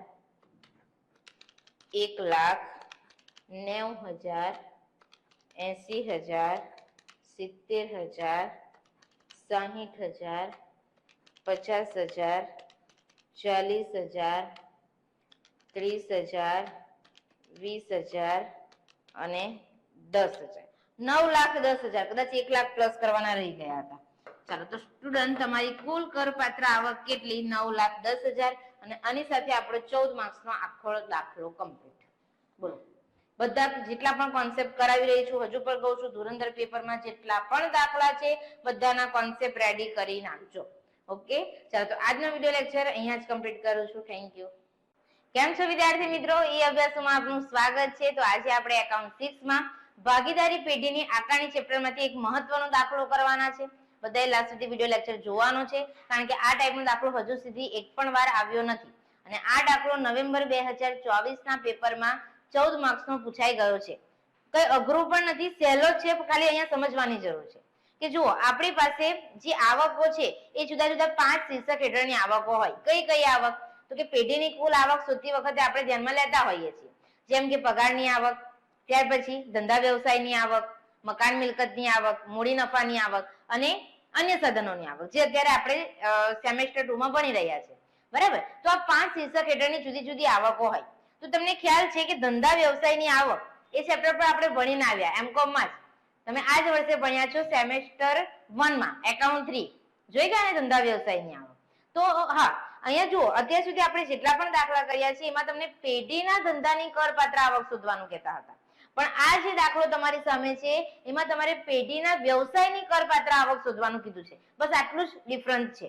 બરાબર? તો અહીંયા તમારે એકાઉન્ટ 3 યાદ કરવું પડશે. એકદમ સિમ્પલ છે કે જો ધંધાની કરપાત્ર આવક શોધવાની કીધી હોય તો યાદ કરો એકાઉન્ટ 3, રિવર્સ થોડું માઇન્ડને ડાયવર્ટ કરો કે આપણે કઈ રીતે ધંધાની કરપાત્ર આવક શોધતા હતા. તો કે એ તો અત્યારે આપણે દાખલા ગણી જ રહ્યા છે એકાઉન્ટ 6 માં કે નફા નુકસાન ખાતા મુજબ જે ચોખ્ખો નફો કે ચોખ્ખી ખોટ આપી હોય એ લખો, ઉમેરો, મજરે ન મળતા ખર્ચા બાદ કરો, મજરે ન મળતી આવકો અને બુક પ્રોફિટ મેળવી લો. તો વાત કરો વ્યવસાયની કરપાત્ર આવક આપણે કઈ રીતે શોધતા હતા. તો કે એમાં આપણને નફા નુકસાન ખાતું નહીં આપેલું હોય, પણ શું આપેલું હશે? આવક જાવક ખાતું આપેલું હશે. સ્ટુડન્ટ યાદ છે ને એકાઉન્ટ 3? હા, તો આપણને આવક જાવક ખાતું આપેલું હશે તો ત્યાં કઈ રીતે આપણે દાખલો ગણવાની શરૂઆત કરવાની?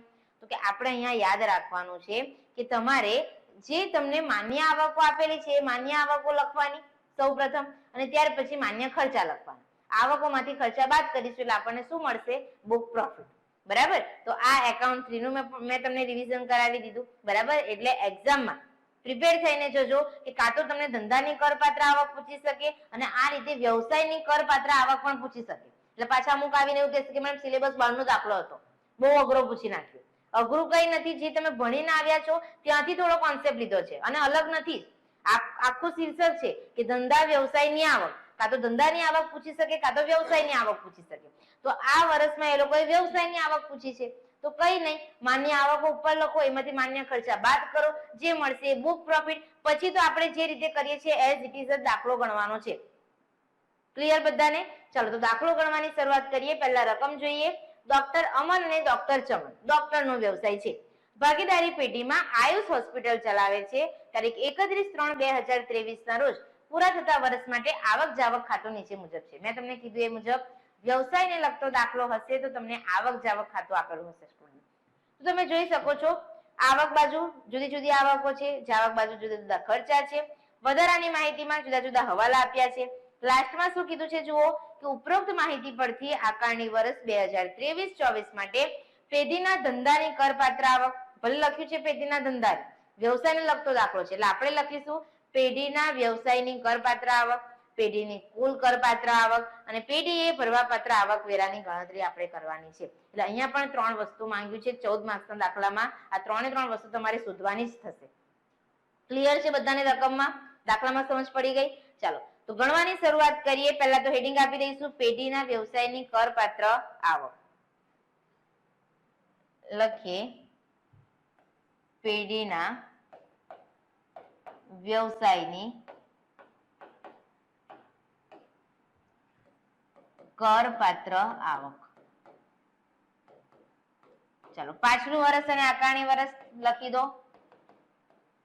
આકારણી વર્ષ આપણને કયું આપ્યું છે? 2023-24. તો પાછલું વર્ષ કયું થશે? 2022-23. ચાલો સૌ પ્રથમ શું લખીશું? તો કે માન્ય આવકો લખો. અહીંયા માન્ય આવકો. થોડી લાઈન છોડીને લખો માન્ય ખર્ચા. ખર્ચા વધારે આવશે, આવક ઓછી હશે. માન્ય એનો મતલબ શું? કે જે વેલિડ હોય, જે સાચું હોય એની એન્ટ્રી આપણે અહીંયા કરીશું. બરાબર? ચાલો પહેલા સૌ પ્રથમ વધારાની માહિતી એક એક હવાલો સોલ્વ કરતા જઈએ, પછી આવક જાવક ખાતાને આપણે ધ્યાનમાં લઈશું. તો પહેલા હવાલામાં સ્ટુડન્ટ મને એવું કીધું છે કે સ્ટાફના પગારમાં ભાગીદારોના પગારના ₹1,80,000 સમાયેલ છે. હવે માની લો કે ડોક્ટર અમન અને ડોક્ટર ચમન બે ડોક્ટર ભેગા થઈને એક હોસ્પિટલ ચલાવે છે. તો એ હોસ્પિટલનો પણ સ્ટાફ હશે. હવે સ્ટાફ કામ કરે તો એમને પગાર તો આપવો જ પડે ને. જો સ્ટાફને પગાર નહીં આપીશું તો એ લોકો હડતાલ કરશે. બરાબર? આપણી હોસ્પિટલ જ ચાલશે નહીં. એટલે સ્ટાફનો પગાર એ હોસ્પિટલનો ખર્ચ છે, બતાવવો જ જોઈએ. પરંતુ આ જે પગાર હતો એમાં આપણે ડોક્ટર અમન અને ચમન એમનો પગાર પણ ઇન્ક્લુડ કરી દીધો. એ તો ખોટું છે ને? એટલે જુઓ જાવક બાજુ તમને સ્ટાફનો પગાર આપેલો હશે 12 લાખ. તો હવે પ્રશ્ન કે માન્ય ખર્ચમાં સ્ટાફનો પગાર બતાવવો જોઈએ, એ તો આપણે ક્લિયર કરી દીધું કે હા ભાઈ બતાવવાનો. પણ એમાં જે 1,80,000 સમાયેલા છે એ માઇનસ કરીને પછી બતાવીશું. ક્લિયર? ચલો તો લખીએ માન્ય ખર્ચામાં નંબર 1 સ્ટાફનો પગાર કેટલો આપ્યો છે સ્ટુડન્ટ આપણને? ટોટલ 12 લાખ. એમાંથી માઇનસ કરો ભાગીદારોનો 1,80,000 અને જે રકમ આવે એ પહેલા ખાનામાં લખી દો. ચાલો કરીશું 12 લાખ માઇનસ 1,80,000 કેટલા આવે છે? 10,20,000. બોલો પહેલા હવાલામાં બધાને ક્લિયર? નંબર 2 જોઈએ કે દર્દીઓના વિઝિટ કરવા માટે તેઓને 48,000 ખર્ચ થયેલ હતો જેની નોંધ હિસાબી ચોપડે થઈ નથી. તો આ તો વ્યવસાયને લગતો જ ખર્ચ છે, બતાવવો જોઈએ, છતાં પણ જાવક બાજુ બતાવેલો નથી. ચાલો આપણે બતાવી દઈએ. તો બાદમાં લખીશું, સોરી ખર્ચામાં લખીશું નંબર 2 દર્દીનો વિઝિટ કરવાનો ખર્ચ કેટલો આપ્યો છે? 48,000. ક્લિયર? નંબર 3 લાંબા ગાળાનો મૂડી નફો 1,20,000 થયો છે. અહીંયા તો આવશે જ નહીં, બરાબર. એ ક્યારે ધ્યાનમાં લઈશું? પેઢીની કુલ આવક શોધતી વખતે, એટલે આની એન્ટ્રી અત્યારે નહીં થાય. ત્યાર પછી મેડિકલ કોલેજમાંથી મળેલ પગાર ડોક્ટર અમનનો છે. જુઓ તો મેડિકલ કોલેજમાંથી પગાર આવક બાજુ આપણને આપ્યું છે, પણ એ પગાર કોનો છે? ડોક્ટર અમનનો. તો ભાગીદારનો પગાર થયો ને, બરાબર, તો એ પણ આવશે નહીં. ચાલો, એટલે આની એન્ટ્રી કોઈ નહીં થાય. આપણે તો જે માન્ય છે એ જ લખવાનું છે. ત્યાર પછી નંબર 5 દર્દી પાસેથી મળેલ ભેટ તેમણે પૂરી પાડેલ સારી સારવારના બદલામાં છે. તો દર્દી પાસેથી મળેલ ભેટ ક્યાં છે? આવક બાજુ, વ્યવસાયને લગતી જ આવક કહેવાય. માન્ય આવકમાં લખીશું નંબર 1 દર્દી પાસેથી મળેલ ભેટ 1,20,000. દર્દી પાસેથી મળેલ ભેટ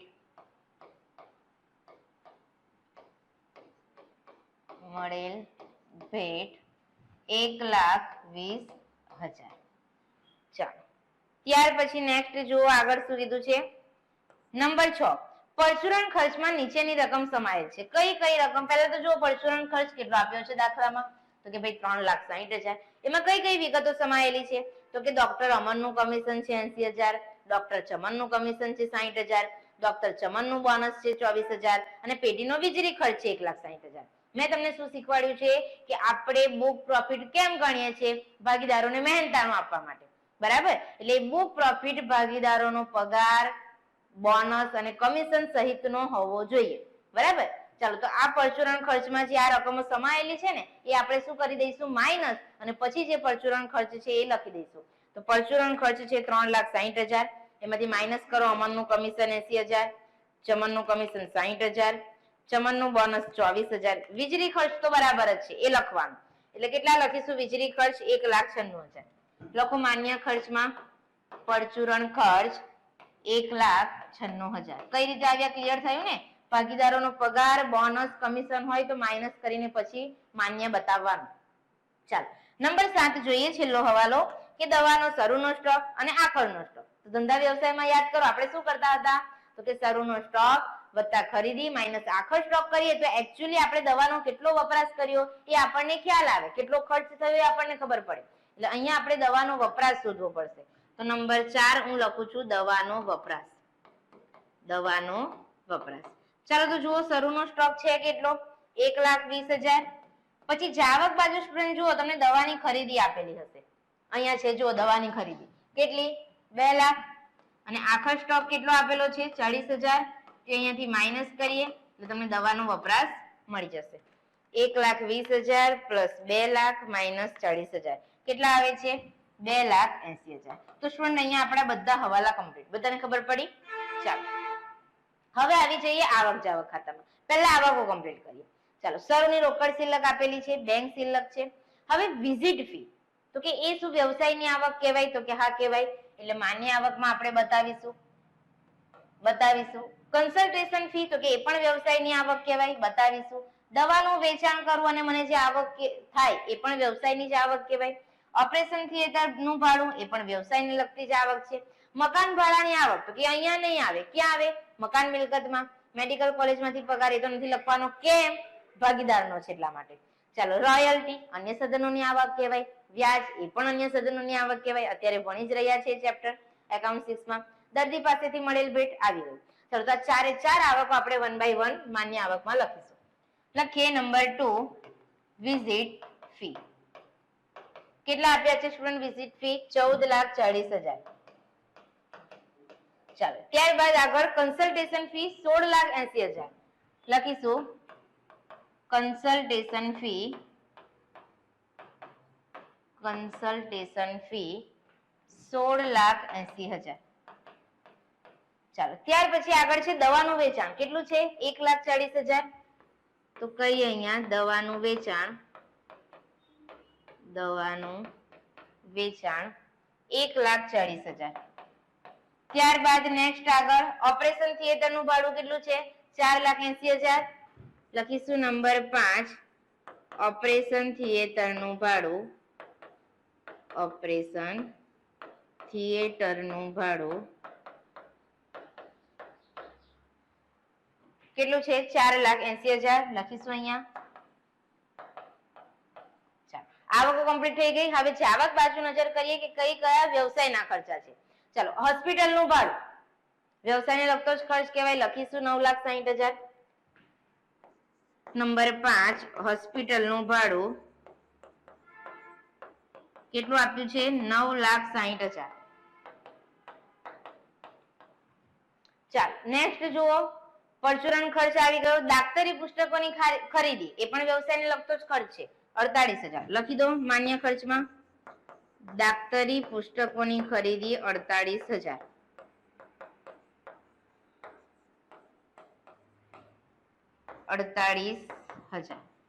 ચાલો, ત્યારબાદ આગળ મોટર ખર્ચ, તો કે પણ વ્યવસાયને લગતો ખર્ચ કહેવાય, 50,000 લખીએ. નંબર 7, મોટર ખર્ચ 50,000. 50,000. ચાલો, ત્યારબાદ આગળ વાડ કાપના સાધનો બેંક લોન થી ખરીદ્યા, બરાબર, ખરીદી કરી છે એ અહીંયા આવશે નહીં. ત્યાર પછી લાયન્સ ક્લબ ની સભ્ય ફી એ વ્યવસાયને લગતો ખર્ચ નથી, પણ હા મેડિકલ એસોસિએશન ની સભ્ય ફી છે તો એ આપણો વ્યવસાયને લગતો ખર્ચ કહેવાય, લખો 8,000. મેડિકલ એસોસિએશનની સભ્ય ફી 8,000. ચાલો, ત્યાર પછી આગળ જોઈએ વીમો અને મ્યુનિસિપલ વેરા, એ પણ વ્યવસાયને લગતા જ છે, બંને આવશે. પહેલા લખીશું વીમો 50,000. વીમો 50,000. નેક્સ્ટ નંબર 10, મ્યુનિસિપલ વેરા કેટલા આપ્યા છે સ્ટુડન્ટ જુઓ? 20,000. ચાલો, ત્યાર પછી કહેવામાં આવ્યું છે કે જે બેંક લોન હતી એનો આપણે હપ્તો ચૂકવ્યો, કેટલો? 66,000, અને એમાં 6,000 વ્યાજ સમાયેલું છે. તો કયો ખર્ચો અહીંયા લખાય? વ્યવસાયને લગતો ખર્ચ કયો કહેવાય? તો કે જે તમે બેંક લોન નું વ્યાજ ચૂકવો છો ને એ વ્યાજ, બરાબર. ચાલો, એ હપ્તો નહીં આવશે પણ એનું જે વ્યાજ છે આપણે લઈશું. તો લખીએ નંબર 11, બેંક લોનના હપ્તાનું વ્યાજ. બેંક લોનના હપ્તાનું વ્યાજ કેટલું છે? 6,000. ચાલો, ત્યાર પછી સ્ટુડન્ટ આપણને કીધું છે મૂડી પર વ્યાજ 14% લેખે 1,40,000. હવે સમજો, મેં તમને શું કીધું? મૂડી પર વ્યાજ વધુમાં વધુ તમે કેટલું આપી શકો છો? તો કે ભાઈ 12% આપી શકો. જ્યારે તમને ધંધાની કરપાત્ર આવક શોધવાની કીધી હોય તો નફા નુકસાન ખાતું હોય, એટલે એમાં જો 12% થી વધારે બતાવેલું હોય તો જેટલા ટકા વધારે હોય છે એટલું આપણે શું કરીએ છીએ? ઉમેરોમાં પ્લસ કરીએ છીએ. ઉમેરોમાં પ્લસ કરીએ છીએ. પણ અહીંયા તો આપણે બધું માન્ય કરવાનું છે, વેલિડ બતાવવાનું છે. તો મૂડી પર વ્યાજ અહીંયા માન્ય ખર્ચમાં કેટલું બતાવીશ? 12% લેખે બતાવીશ ને. તો અહીંયા હું લખું છું નંબર 12, મૂડી પર વ્યાજ. નંબર 12, મૂડી પર વ્યાજ. ચાલો, તો જુઓ 14% લેખે મને મૂડી પર વ્યાજ આપેલ કેટલું છે? 1,40,000. તો લખીશ 14% એ 1,40,000. તો 12% એ કેટલું? કરીએ 12 ગુણ્યા 1,40,000 ભાગ્યા 14, કેટલા આવે છે? 1,20,000. બોલો, બધાને ક્લિયર થઈ ગયું? ચાલો, હવે તો કે ટોટલ કરીએ, બધી એન્ટ્રી કમ્પ્લીટ થઈ ગઈ છે. પહેલા તો માન્ય આવકોનું ટોટલ કરો. ચાલો, માન્ય આવકોનું ટોટલ કરીએ. 1,20,000 પ્લસ 14,40,000 પ્લસ 16,80,000 પ્લસ 1,40,000 પ્લસ 4,80,000, કેટલા આવે છે? 38,60,000. ચાલો, એમાંથી માન્ય ખર્ચાઓ બધા માઇનસ કરવાના છે. પહેલા તો માન્ય ખર્ચાનું ટોટલ કરીએ. 10,20,000 plus 48,000 plus 1,96,000 plus 2,80,000 plus 9,60,000 plus 48,000 plus 50,000 plus 8,000 plus 50,000 plus 20,000 plus 6,000 plus 1,20,000. તો સ્ટુડન્ટ તમારા માન્ય ખર્ચા અહીંયા આવે છે 28,06,000. કેટલા આવે છે? 28,06,000. ચાલો, તો પ્લસ માઇનસ કરી દઈએ. 48,60,000 માઇનસ 28,06,000. તો તો સ્ટુડન્ટ તમારો બુક પ્રોફિટ આવી ગયો ફાઇનલી 10,54,000. કેટલો આવે છે? લખીશું બુક પ્રોફિટ 10,54,000. ચાલો બે અહીંયા પરિસ્થિતિ હોઈ શકે, બુક પ્રોફિટ કાં તો પ્લસ કાં તો માઇનસ હોઈ શકે. અહીંયા પ્લસ છે તો કલમ 40B મુજબ મહેનતાણું આપીએ બાદ નંબર 1 કલમ 40B મુજબ મહેનતાણું. ચાલો તો લખીએ નંબર 1 3 લાખ સુધીના નફા પર રૂપિયા 1,50,000 અને 90% પૈકી જે રકમ વધુ હોય તે એટલે કેટલા આવશે? 2,70,000 અને 3 લાખથી જે વધારાનો નફો છે એના પર કેટલા ટકા? તો કે 60%. તો લખીશું અહીંયા નંબર 2 3 લાખથી વધુ નફા પર 60%. ચાલો તો કરો પહેલા તો 10,54,000 માઇનસ 3 લાખ કરો, બધા કેટલા આવે છે? કરીશું 10,54,000 માઇનસ 3 લાખ 7,54,000 કરો એના 60%. તો 7,54,000 ના 60% કરીશું તો આન્સર આવે છે 4,52,400. ચાલો બંનેનું ટોટલ કરી નાખો. તો સ્ટુડન્ટ કલમ 40B મુજબ મહેનતાણું આવે છે 7,22,400. પણ આપણા દાખલામાં ભાગીદારોનો પગાર, બોનસ, કમિશન મને દેખાય, બરાબર? એટલે એ પણ લખીશું અને બંનેમાંથી જે ઓછો હશે એ આપણે આપીશું. અથવા ભાગીદારોનો પગાર, બોનસ અને કમિશન. ચાલો તો દાખલામાં પહેલા તો જુઓ કઈ કઈ વસ્તુ આપેલી છે. તો કે એક તો જુઓ ભાગીદારોનો પગાર છે કેટલો? તો કે ભાઈ 1,80,000 લખી દો ભાગીદારોનો પગાર 1,80,000. ત્યાર પછી આગળ તો કે અમનનું કમિશન છે 80,000 અને ચમનનું છે 60,000. તો એ પ્લસ કરી દો 80,000 અને 60,000. ત્યાર પછી બોનસ પણ છે જુઓ કોઈ ભાગીદારનું, તો એ પણ લખવું પડશે ને. કેટલું આપ્યું છે? 24,000. તો એ અહીંયા લખી દઈશું 24,000. ચાલો જુઓ કેટલા આવે છે? 1,80,000 પ્લસ 80,000 પ્લસ 60,000 પ્લસ 24,000. કેટલા આવ્યા? 3,44,000. ચાલો હવે આ બંનેમાંથી જે રકમ ઓછી હશે એ આપણે બાદ કરીશું. તો 3,44,000 અહીંયાથી માઇનસ કરીએ. ચાલો તો વ્યવસાયની કરપાત્ર આવક હવે મળી જવાની છે કે ભાઈ 10,54,000 માઇનસ 3,44,000. સ્ટુડન્ટ કેટલા આવે છે જુઓ તો કે 7,10,000 વ્યવસાયની કરપાત્ર આવક આપણે શોધીને લાવ્યા. આ પહેલા નંબરનો આન્સર વ્યવસાયની કરપાત્ર આવક. હજુ કહું છું આ દાખલો અત્યાર સુધી આવ્યો નથી, પહેલી જ વાર છે કે તમને ધંધાની કરપાત્ર આવક નહીં પણ વ્યવસાયની પૂછી છે. તો એક્ઝામ આ ટાઈપનો દાખલો પૂછાય તો લોચા મારીને આવતા નહીં. આ તો પાક્કું આવડવું જોઈએ. એકાઉન્ટ 3 માં ભણીને આવ્યા છે, એક્ઝામ પણ આપી દીધી, આવડશે ને? ચાલ તો પહેલું સ્ટેપ ક્લિયર. હવે બધાને દાખલો આવડતો હશે. આપણે જે કરીએ છીએ એઝ ઇટ ઇઝ કરવાનું છે. તો લખું છું નંબર 2 પેઢીની કુલ આવક, પેઢીની કુલ કરપાત્ર આવક. ચાલો પહેલા તો જે વ્યવસાયની શોધીને લાવ્યા એ લખો કે વ્યવસાયની આવક કેટલી? તો કે ભાઈ 7,10,000. ચાલો પછી મૂડી નફાની આવક પણ આપી છે ને તો એ લખીશું પ્લસ મૂડી નફાની આવક. મૂડી નફો ખાલી કયો છે? તો કે લાંબા ગાળાનો, એટલે પ્લસ કરીશું લાંબા ગાળાનો મૂડી નફો. જો અહીંયા આપ્યું છે 1,20,000 તો લખીએ લાંબા ગાળાનો મૂડી નફો 1,20,000. ચાલો પછી મકાન મિલકતની આવક પણ છે તો એ પણ લખીએ મકાન મિલકતની આવક. ચાલો મકાન મિલકતની આવકમાં કઈ આવક છે? તો કે મકાન ભાડાની આવક 1,20,000. તો લખીએ મકાન ભાડાની આવક 1,20,000. ચાલો પ્રમાણિત કપાત એમાંથી કેટલી માઇનસ મળશે? તો કે 30%. તો માઇનસ કરીએ અહીંયાથી સ્ટાન્ડર્ડ કપાત 30%. ચાલો તો બાદબાકી કરીશું અહીંયાથી 1,20,000 ગુણ્યા 30% એટલે 36,000 આવશે. બાર કેટલા આવશે? 84,000. હજુ કઈ આવક બાકી રહી ગઈ સ્ટુડન્ટ? અન્ય સાધનોની આવક. તો પ્લસ કરીશું અન્ય સાધનોની આવક. ચાલો, અન્ય સાધનોની આવકમાં કઈ કઈ બે આવક આપી છે? એક તો રોયલ્ટી અને વ્યાજ. તો બંને લખીએ. સૌપ્રથમ રોયલ્ટી કેટલી છે જોઈ લો. રોયલ્ટી 30,000 અને વ્યાજ 60,000. તો લખીએ રોયલ્ટી 30,000 અને વ્યાજ કેટલું છે? 60,000. ચાલો, ટોટલ કરો એટલે તમને મળશે પેઢીની કુલ કરપાત્ર આવક. પેઢીની કુલ કરપાત્ર આવક. બોલો, ક્લિયર છે બધાને?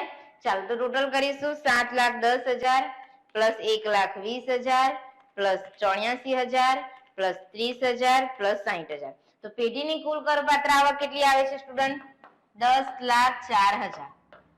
આ તમારો ફાઇનલ આન્સર. ક્લિયર? ચાલો, આગળ જોઈએ નંબર 3. પેઢીએ ભરવા પાત્ર આવક વેરો. પેઢીએ ભરવા પાત્ર આવક વેરો. ચાલો, તો લાંબા ગાળાનો મૂડી નફો છે એ જ મેં તમને કીધું છે કે લાંબા ગાળાનો અને ટૂંકા ગાળાનો, બસ એ જ વ્યાજના દર યાદ રાખો. બાકી બધા પર તો 30% છે. તો આપણને લાંબા ગાળાનો મૂડી નફો આપ્યો છે તો એના પર કેટલા ટકા ગણીએ? 20%. લખીશું લાંબા ગાળાના મૂડી નફા પર 20%. લાંબા ગાળાના મૂડી નફા પર 20%. કેટલા છે? 1,20,000. કરો 1,20,000 ના 20% સ્ટુડન્ટ. 1,20,000 ગુણ્યા 20%. કેટલા આવે છે? 24,000. અને હા, બીજી એક વાત યાદ આવી, અત્યારે તમને કહી દઉં છું. વેટ.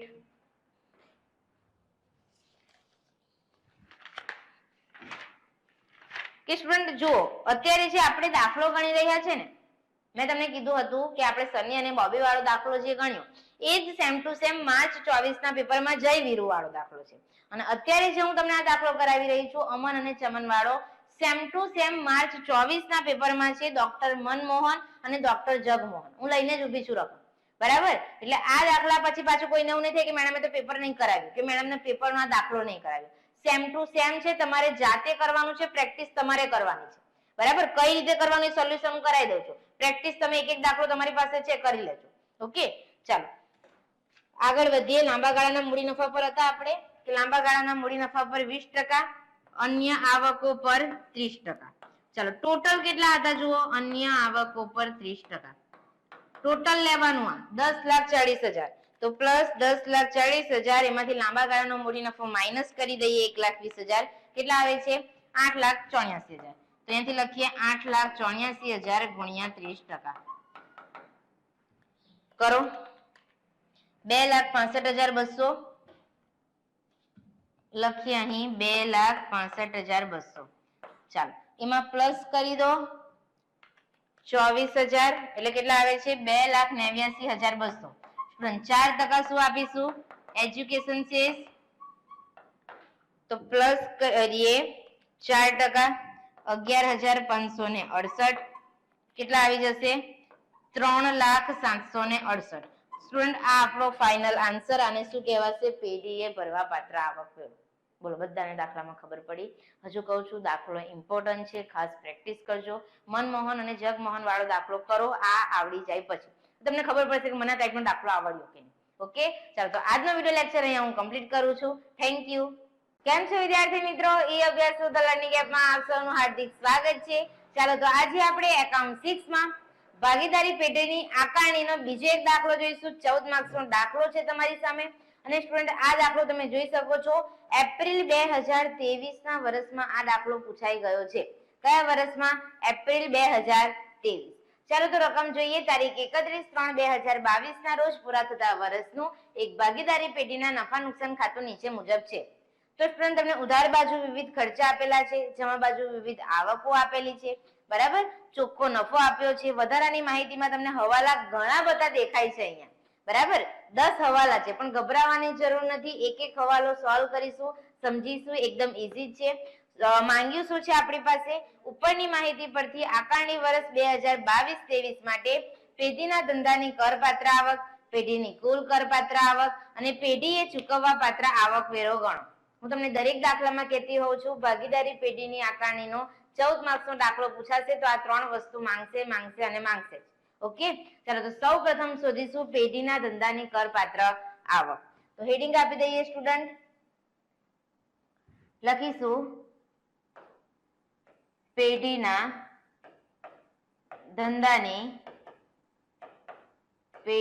ધંધાની કરપાત્ર આવક. ચાલો એમાં સૌ પ્રથમ લખીશું પાછલું વર્ષ અને આકારણી વર્ષ. પાછલું વર્ષ કયું થશે? 2021-22 અને આકારણી વર્ષ 2022-23. ચાલો સૌ પ્રથમ શું કરીશું? નફા નુકસાન ખાતા મુજબનો ચોખ્ખો નફો લખીએ. તો લખીએ અહીં નફા નુકસાન ખાતા મુજબ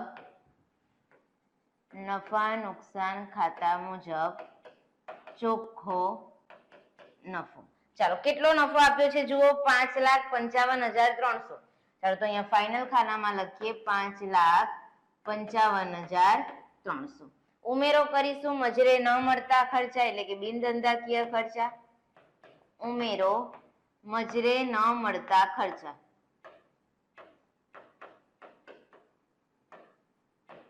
ચાલો એમાંથી બાદ કરીશું મજરે ન મળતી આવકો. થોડી જગ્યા છોડી દો, અહીંયા લખીએ બાદ મજરે ન મળતી આવકો. સ્ટુડન્ટ હવે 1 by 1 હવાલો વાંચીએ, એને સમજીએ અને એની સાચી એન્ટ્રી આપીએ.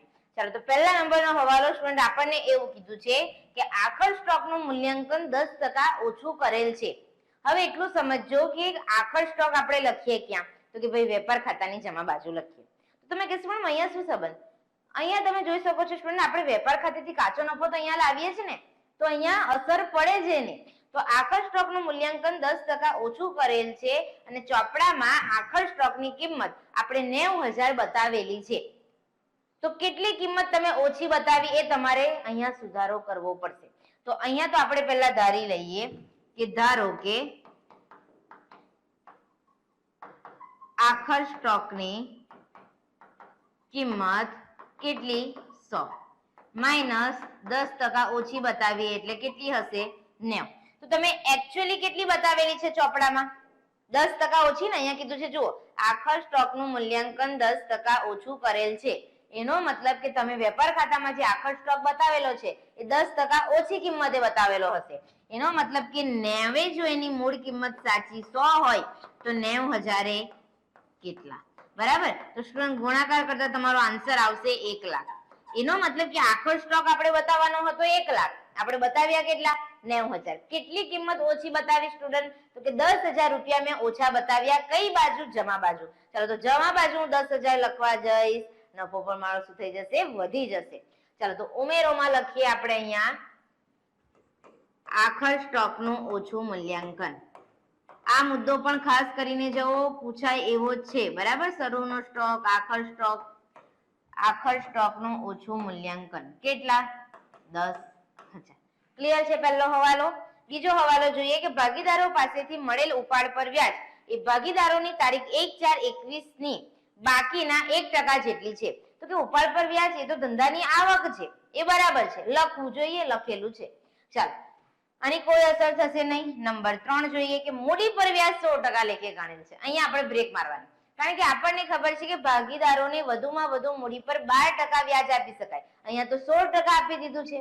બરાબર. ચાલો તો ઉધાર બાજુ એટલી રકમ ઘટાડીશું, નફો વધશે. તો લખીએ અહીંયા નંબર 2 અમાન્ય મૂડી પર વ્યાજ. અમાન્ય મૂડી પર વ્યાજ. ચાલો તો પહેલા તો જુઓ કેટલું છે, તો કે મૂડી પર વ્યાજ 100% લેખે ગણેલું છે. તો 100% એ 96,000 હોય તો 12% એ કેટલું? કરીએ ને, 16% એ 96,000. તમે આખી ગણતરી લખજો. 12% એ કેટલું? અથવા તો સ્ટુડન્ટ તમે અહીંયા એક કામ પર કરી શકો, કેટલા ટકા વધારે બતાવેલું છે? તો કે 12% બતાવવું જોઈએ, પણ 16% બતાવી દીધું. 4% વધારે બતાવ્યું ને, બસ તો 4% એ શોધી નાખો. એટલે તમારે બાદબાકી કરવાની કોઈ પ્રોબ્લેમ આવશે નહીં. 4% એ કેટલું? તો કરીએ અહીંયા 4 ગુણ્યા 96,000 ભાગ્યા 16 કેટલા આવે છે? 24,000. તો અહીંયા લખી દઈએ 24,000. ચાલો તો બીજો હવાલો કમ્પ્લીટ. ચોથો હવાલો જોઈએ. જીએસટી ના વર્ષ 2021-22 ના 500 ચૂકવવાના બાકી છે. જીએસટી પહેલા તો ક્યાં છે? તો કે નફા નુકસાન ખાતાની ઉધાર બાજુ. એમાં 500 રૂપિયા એવા છે કે જે ચૂકવવાના બાકી છે. ચૂકવવાના બાકી લખાય નહીં, એટલી રકમ ઘટાડીશું, નફો વધશે. તો ઉમેરોમાં લખીએ નંબર 3, ચૂકવવાનું બાકી જીએસટી 500. ચાલો ત્યાર પછી આગળ જોઈએ 5મા નંબરનો હવાલો. સ્ટુડન્ટ બધા અહીંયા ધ્યાન આપે કે તારીખ 1/4/21 ના રોજ પેઢીની મિલકતની ઘસારા બાદ કિંમત 70,000 હતી. અહીંયા લખજો ગણતરી. 1/4/21 ના રોજ કેટલી કિંમત હતી? તો કે ભાઈ 70,000 રૂપિયા કિંમત હતી. ચાલો ત્યાર પછી તો કે 1/7/21 ના રોજ વધારાની કેટલી મિલકતો ખરીદી? 1,50,000 મિલકતો ખરીદી. પણ એનો વપરાશ ક્યારે કર્યો? તો કે મિલકતોનો ઉપયોગ 1/1/22 થી શરૂ કર્યો. એટલે ઘસારો ક્યારે ગણાશે? 1/1/22 થી. ઘસારાનો દર કેટલો છે? 15%. તો ગણતરી કરો પહેલા તો 70,000 ના 15% કરો. ચાલો તો કે 10,500 આવે છે. અને અહીંયા કરો પણ જુઓ પહેલો, બીજો અને ત્રીજો 180 કરતા ઓછા દિવસ થાય છે એટલે અડધો ઘસારો આપણે ગણીશું, આખા વર્ષનો ગણાશે નહીં. તો 1,50,000 ગુણ્યા 15%, બરાબર, અને અડધા વર્ષનો ઘસારો એટલે કે 6 મહિનાનો. 1,50,000 ગુણ્યા 15% ગુણ્યા 6/12 કેટલા આવે છે? 11,250. ચાલો બંનેનું ટોટલ કરો સ્ટુડન્ટ. 10,500 પ્લસ 11,250. તો સ્ટુડન્ટ તમારે ઘસારો નફા નુકસાન ખાતાની ઉધાર બાજુ બતાવવો જોઈતો હતો 21,750. તમે બતાવ્યો કેટલો? ચેક કરો. તો કે ઘસારો બતાવ્યો છે 24,000. સમજો બતાવવાના હતા 21,750, બતાવી કેટલા દીધા? 24,000. વધારે રકમ બતાવી તો એટલી રકમ ઘટશે, નફો વધશે. નંબર 4, વધુ ગણેલ ઘસારો. વધુ ગણેલ ઘસારો લખી લેજો કૌંસમાં. 24,000 માઇનસ 21,750 કરો. ચાલો કેટલા આવે છે? 2,250. ત્યાર પછી નેક્સ્ટ આગળ વધીએ. નંબર 6, આપણને કીધું છે કે પાછલા વર્ષનો અગાઉનો નહીં સમાયેલ ઘસારો 3,000. તો સ્ટુડન્ટ મેં ભાગીદારી પેઢીની આકારણી નામનું ચેપ્ટર જ્યારે સ્ટાર્ટ કર્યું ને ત્યારે જ તમને ફોર્મેટમાં શીખવાડ્યું હતું કે તમે ઉમેરો છો મજૂરી ન મળતા ખર્ચા, બાદ કરો છો મજૂરી ન મળતી આવકો, પછી એમાંથી આગળ ખેંચી લાવેલ ધંધાકીય ખોટ હોય તો એ માઇનસ થાય.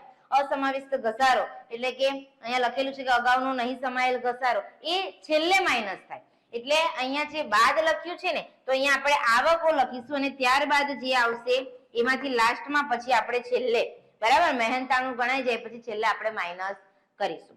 બરાબર. ચાલો તો આ હવાલો અત્યારે બાકી રાખીએ આપણે. ત્યાર પછી નેક્સ્ટ આગળ જુઓ. ચૂકવેલ પગારમાં ₹15,000 વિદેશમાં ચૂકવવામાં આવેલ હતા જેના પર મૂળ સ્થાનેથી કર કપાત થયેલી નથી. યાદ રાખજો, પગાર ચૂકવવામાં આવ્યો હોય, મૂળ સ્થાનેથી કર કપાત થયેલી નથી તો અમાન્ય છે એટલી રકમ ઘટશે, નફો વધશે. તો લખીએ વિદેશમાં ચૂકવેલ પગાર 15,000. વિદેશમાં ચૂકવેલ પગાર,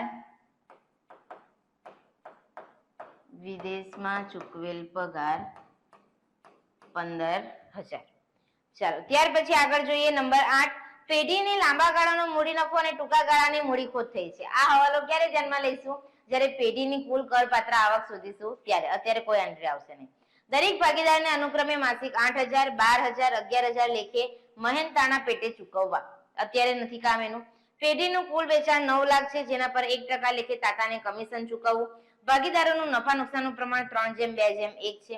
બરાબર. આ પણ જ્યારે આપણે બુક પ્રોફિટ પછીની ગણતરી કરીએ છીએ ને ત્યારે તાતાનું કમિશન શોધીશું. અત્યારે કઈ કામ નથી.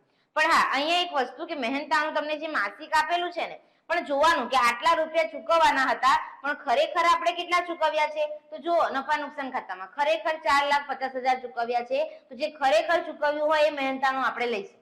બરાબર. એટલે 4,50,000 ધ્યાનમાં લઈશું. ચાલો હવે ઉધાર બાજુ જોતા જઈએ. તો કે વેપારના ખર્ચા બરાબર છે, વીમા પ્રીમિયમ બરાબર છે, મુસાફરી ખર્ચ બરાબર છે, ઘસારો પણ બરાબર છે. પ્રધાનમંત્રી રાહત ફંડમાં ફાળો એ અહીંયા આવશે નહીં. ચાલો તો એટલી રકમ ઘટાડો, નફો વધી જશે. લખીએ નંબર 6, પ્રધાનમંત્રી રાહત ફંડમાં ફાળો કેટલા છે જુઓ? 25,000. ચાલો પછી જુઓ ભાગીદારોને ચૂકવેલ મહેનતાણું. મેં તમને શું કીધું? જો ઉધાર બાજુ ભાગીદારોનું મહેનતાણું, બોનસ કે પગાર દેખાય, બરાબર, તો એનો મતલબ કે માઇનસ થઈ ગયું છે નફામાંથી. થઈ જ ગયું હશે ને, કારણ કે આ નફામાંથી આ બધી વિગતો આપણે માઇનસ કરેલી છે, તો ફરી પાછું પ્લસ કરી દો. તો લખીએ નંબર 7, ભાગીદારોનું મહેનતાણું કેટલું? 4,50,000. ચાલો ત્યાર પછી આગળ મૂડી પર વ્યાજ, બરાબર છે, આવી ગઈ એન્ટ્રી. હવે સ્ટુડન્ટ ખાસ ધ્યાન રાખજો કે ભાગીદાર જે અદાણી છે, અદાણી, અંબાણી અને ટાટા, તો ભાગીદાર અદાણી છે એના સગીર પુત્ર પાસેથી લીધેલ લોન પર વ્યાજ 18% લેખે. હવે અહીંયા ખાસ એક વસ્તુ કે તમે ભાગીદાર પાસેથી લોન લીધી હોય, તમે ભાગીદાર પાસેથી લોન લીધી હોય તો ભાગીદારની લોન પર વ્યાજ હોય, બરાબર, તો એના પર માન્ય છે 12%. લોન પર વ્યાજ અને મૂડી પર વ્યાજ કેટલું માન્ય લેવાનું છે? 12%. પણ માની લો કે ભાગીદારના કોઈ સગા સંબંધી, ભાગીદારનો પુત્ર હોય, પુત્રી હોય, એની પત્ની હોય, એની પાસેથી લોન અને એની લોન પર વ્યાજ હોય, તો જેટલું આપ્યું છે એ બધું માન્ય, ત્યાં કોઈ કાયદો નિયમ લાગુ પડશે નહીં. ટૂંકમાં અહીંયા કીધું છે કે ભાગીદાર અદાણી, એનો સગીર પુત્ર જે 18 વર્ષનો થયો નથી, એમની પાસેથી લીધેલ લોન પર વ્યાજ 18%, તો કે બરાબર છે, જોવાનું જ નહીં. એમનો પુત્ર, પુત્રી, પત્ની હોય તો કશું જોવાનું નહીં. પછી શ્રીમતી અંબાણી પાસેથી, એટલે શ્રી અંબાણી છે, એમની પત્ની પાસેથી લીધેલ લોન પર વ્યાજ 20%, એ પણ કેવું? બરાબર છે, માન્ય છે. ઓકે, એટલે અહીંયા કોઈ કન્ફ્યુઝન કોઈને થાય નહીં. કર્મચારીઓનો પગાર બરાબર છે, વ્યવસાય વેરો, જીએસટી ઓકે. હવે અહીંયા ખાસ વસ્તુ, ગાલખાત આપેલી છે જૂની, ગાલખાત નવી અને ગાલખાત અનામત નવી. તો તમે શું કીધું છે? ગાલખાત અનામત લખાય નહીં.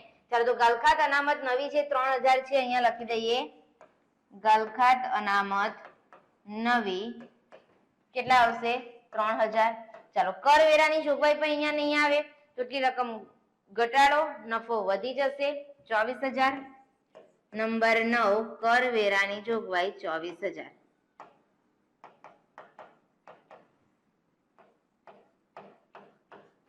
ચાલો નેક્સ્ટ જમા બાજુ જોતા જઈએ. દેવાદારો ખાતે ઉધાર વ્યાજ, તો કે બરાબર છે. આવકવેરા રિફંડ એ અન્ય સાધનોની આવક કહેવાય. ચાલો તો એટલી રકમ ઘટાડીશું, નફો પણ ઘટશે. લખો આવકવેરા રિફંડ 1500. આવકવેરા રિફંડ 1500.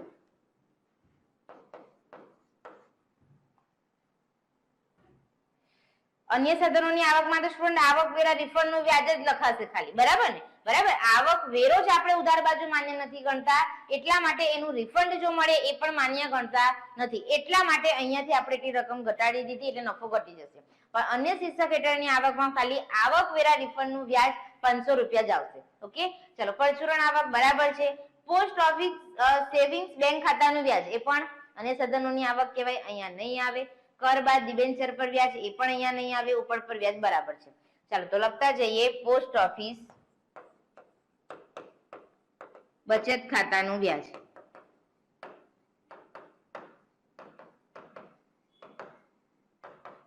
કેટલું છે જુઓ?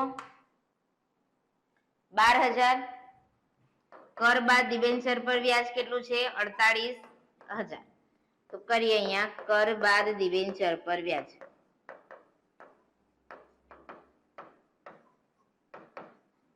ચાલો થઈ ગયું. હવે ઉમેરોનું ટોટલ કરીએ, બધા હવાલા એન્ટ્રી કમ્પ્લીટ થઈ ગઈ. કરતા જઈએ 10,000 plus 24,000 plus 500 plus 2250 plus 15,000 plus 25,000 plus 4,50,000 plus 3,000 plus 24,000. કેટલા આવે છે સ્ટુડન્ટ? 5,53,750. ચાલો બાદનું ટોટલ કરીશું અહીંયા. 1,500 પ્લસ 12,000 પ્લસ 48,000 કેટલા આવે છે? 61,500. ચાલો આપણો નફો કેટલો હતો જુઓ? 5,55,300. એમાં ઉમેરો 5,53,750 અને માઇનસ કરીશું 61,500. ચાલો તો બુક પ્રોફિટ કેટલો આવે છે? 10,47,550 લખીશું. 10,47,550 આ તમારો બુક પ્રોફિટ. ચાલો બુક પ્રોફિટ કાં તો પ્લસ હોય કાં તો માઇનસ, આપણે દાખલામાં ક્લિયર થઈ ગયું. કેવા છે? પ્લસ છે. એટલે બે નિયમો, 3 લાખ સુધીના નફા પર 1,50,000 અને 90% બંને પૈકી જે વધુ હોય તે, અને 3 લાખથી જે વધુનો નફો છે એના પર કેટલા ટકા? 60%. ચાલો તો કરીએ નંબર 1. 3 લાખ સુધીના નફા પર 3 લાખ સુધીના નફા પર રૂપિયા 1,50,000 અથવા 90% બંને પૈકી જે વધુ હોય તે કેટલા આવશે? 2,70,000. નંબર 2, 3 લાખથી વધુ નફાના 60%. ચાલો પહેલા તો 10,47,550 માંથી 3 લાખ માઇનસ કરો એટલે કેટલા આવી જશે? 7,47,550. કરો એના 60% સ્ટુડન્ટ. કેટલા થાય છે? તો કરીએ 7,47,550 ગુણ્યા 60%. આવે છે 4,48,530. એમાં પ્લસ કરીશું 2,70,000. તો કેટલા આવે છે? 7,18,530.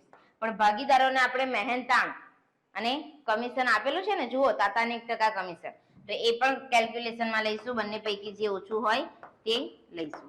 તો ભાગીદારોનું મહેનતાણ કેટલું હતું સ્ટુડન્ટ? મેં તમને શું કીધું? ખરેખર જે ચૂકવ્યું હોય તે લેવાનું 4,50,000 અને ટાટાનું કમિશન.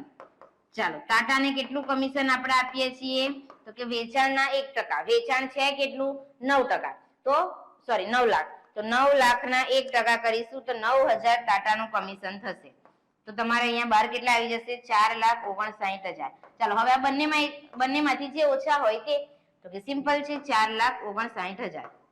ચાલો તો બુક પ્રોફિટ જે હતો આપણો 10,47,550, એમાંથી માઇનસ કરો 4,59,000. બરાબર. તો સ્ટુડન્ટ આવે છે 5,88,550. 5,88,550. તો આ તમારી ધંધાની કરપાત્ર આવક હજુ નહીં કહેવાય. મેં તમને શું કીધું? એક હવાલો આપણે બાકી રાખ્યો છે, અગાઉનો નહીં સમાયેલ ઘસારો માઇનસ કરવાનો ને લાસ્ટમાં. તો માઇનસ કરીએ બાદ પાછલા વર્ષનો નહીં સમાયેલ ઘસારો કેટલો છે જુઓ? તો કે 3,000. તો 5,88,550 માંથી માઇનસ કરીશું 3,000. કેટલા આવે છે? 5,85,550. શું લખીશું એની સામે? પેઢીના ધંધાની કરપાત્ર આવક. પેઢીના ધંધાની કરપાત્ર આવક. આ પહેલો પોઈન્ટ સ્ટુડન્ટ હજુ તો કમ્પ્લીટ થયો. બીજો પોઈન્ટ સિમ્પલ જ છે, બધાને આવડવું જોઈએ. હવે લખીશું પેઢીની કુલ કરપાત્ર આવક. પેઢીની કુલ કરપાત્ર આવક. ચાલો સૌપ્રથમ આપણે કઈ શોધીને લાવ્યા? ધંધાની.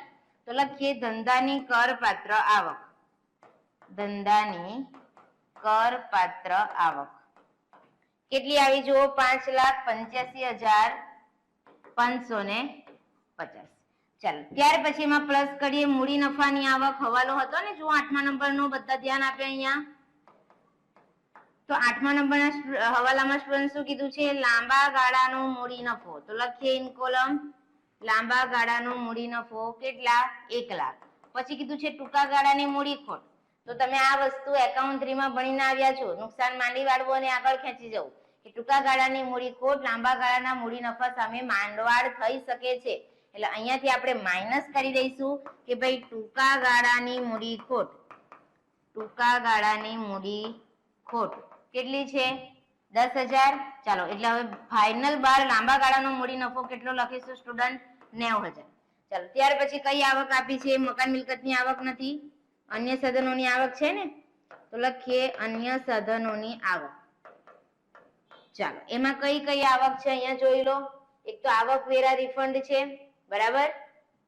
પહેલા તો લખીએ આવકવેરા રિફંડ, પણ આવકવેરા રિફંડ નહીં આવે, આવકવેરા રિફંડ નું વ્યાજ આવશે. તો લખીએ આવકવેરા રિફંડ નું વ્યાજ 500. ત્યાર પછી નંબર 2 પોસ્ટ ઓફિસ બચત ખાતાનું વ્યાજ. પોસ્ટ ઓફિસ બચત ખાતાનું વ્યાજ કેટલું આપ્યું છે સ્ટુડન્ટ? 12,000. હવે યાદ કરો અન્ય સાધનોની આવક. અત્યારે તમે એકાઉન્ટ 6 માં ભણો છો. સંયુક્ત ખાતું હોય તો કેટલી કરમુક્તિ મળે? તો કે સિંગલ વ્યક્તિના નામે હોય તો 3500 અને સંયુક્ત હોય તો 7,000 સુધીની કરમુક્તિ મળે ને. તો અહીંયાથી 7,000 માઇનસ કરીએ એટલે બહાર કેટલા આવી જશે? 5,000. ચાલો અને નંબર 3 લખીએ. શું આપ્યું છે? કર બાદ ડિબેન્ચર પર વ્યાજ. કર બાદ ડિબેન્ચર પર વ્યાજ નેટ કીધું છે સ્ટુડન્ટ, એટલે ગ્રોસિંગ અપ કરીશું આપણે. ચાલો કેટલા છે જુઓ, તો કે 48,000 આપ્યા છે ને, અને ટીડીએસ નો દર 20%. તો કરીએ 48,000 ગુણ્યા 100/80. 48,000 ગુણ્યા 100/80 કેટલા આવે છે? 60,000. લખીએ 60,000.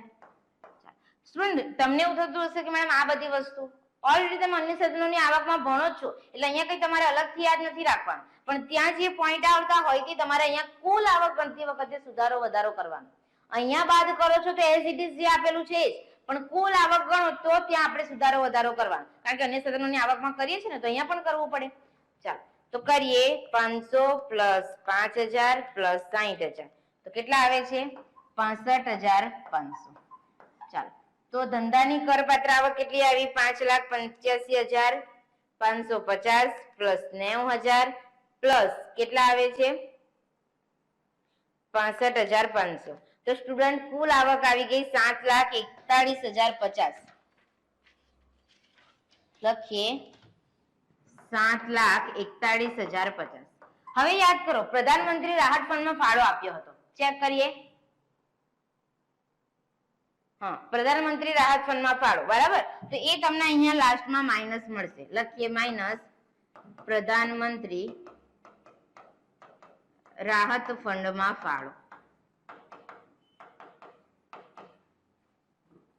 કેટલો છે જુઓ? 25,000. ચાલો અહીંયાથી માઇનસ કરીશું 25,000. તો કરીએ સ્ટુડન્ટ 7,41,050 માઇનસ 25,000 કેટલા આવે છે? 7,16,050.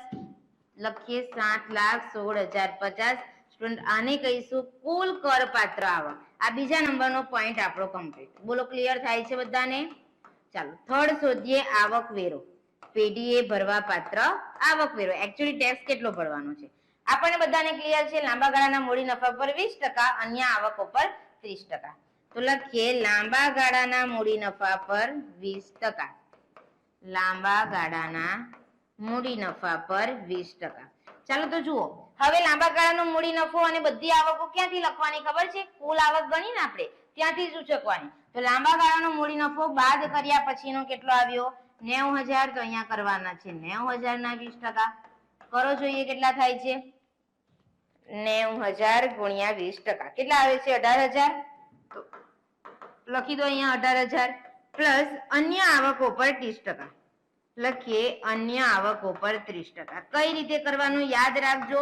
જે તમને કપાત બાદ મળે છે એ માઇનસ થઈ ગયું હોય એ પછીનું જે ટોટલ છે એમાંથી લાંબા ગાળાનો મૂડી નફો માઇનસ કરો અને પછી 30% કરો. તો 7,16,050 માઇનસ 90,000 એટલે કેટલા આવે છે? 6,26,050 ગુણ્યા 30%. કેટલા આવે છે? 1,87,815. ચાલો પ્લસ કરો. 18,000 પ્લસ 1,87,815 કેટલા આવે છે? 2,05,815. 2,05,815 પ્લસ કરીશું એમાં 4% એજ્યુકેશન સેસ ગુણ્યા 4%.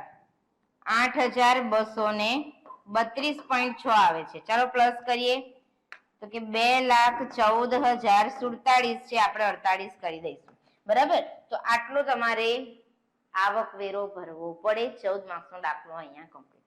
સ્ટુડન્ટ ઘણા બધા દાખલાની આપણે પ્રેક્ટિસ કરી છે. પેપરના પણ ઘણા બધા દાખલા કર્યા, એપમાં પણ ઘણા બધા દાખલા કરાવેલા છે. બસ એટલું કહીશ કે જેટલા કોન્સેપ્ટ આવે છે બધા ખાલી ક્લિયર રાખો. એવું નહીં થાય કે અહીંયા તમે પ્રેક્ટિસ બરાબર કરી હોય અને આ સેમ ટુ સેમ હવારે એક્ઝામમાં પૂછે છે પણ ત્યાં તમે એન્ટ્રી ખોટી આપીને આવો, તો એનો કોઈ મતલબ નથી, બરાબર. એટલે જેટલા પણ દાખલા કરાવું છું, જેટલા પોઈન્ટ આવે છે જોઈએ તો માઇન્ડમાં ગોખી નાખો, નહીં યાદ રહેતું હોય, બરાબર. કે આવું આવે તો આવું જ કરવાનું, આપણે તો માર્ક્સ લાવવાના છે. ઓકે, ચાલો તો આજનો વિડિયો લેક્ચર અહીંયા કમ્પ્લીટ કરું છું. Thank you.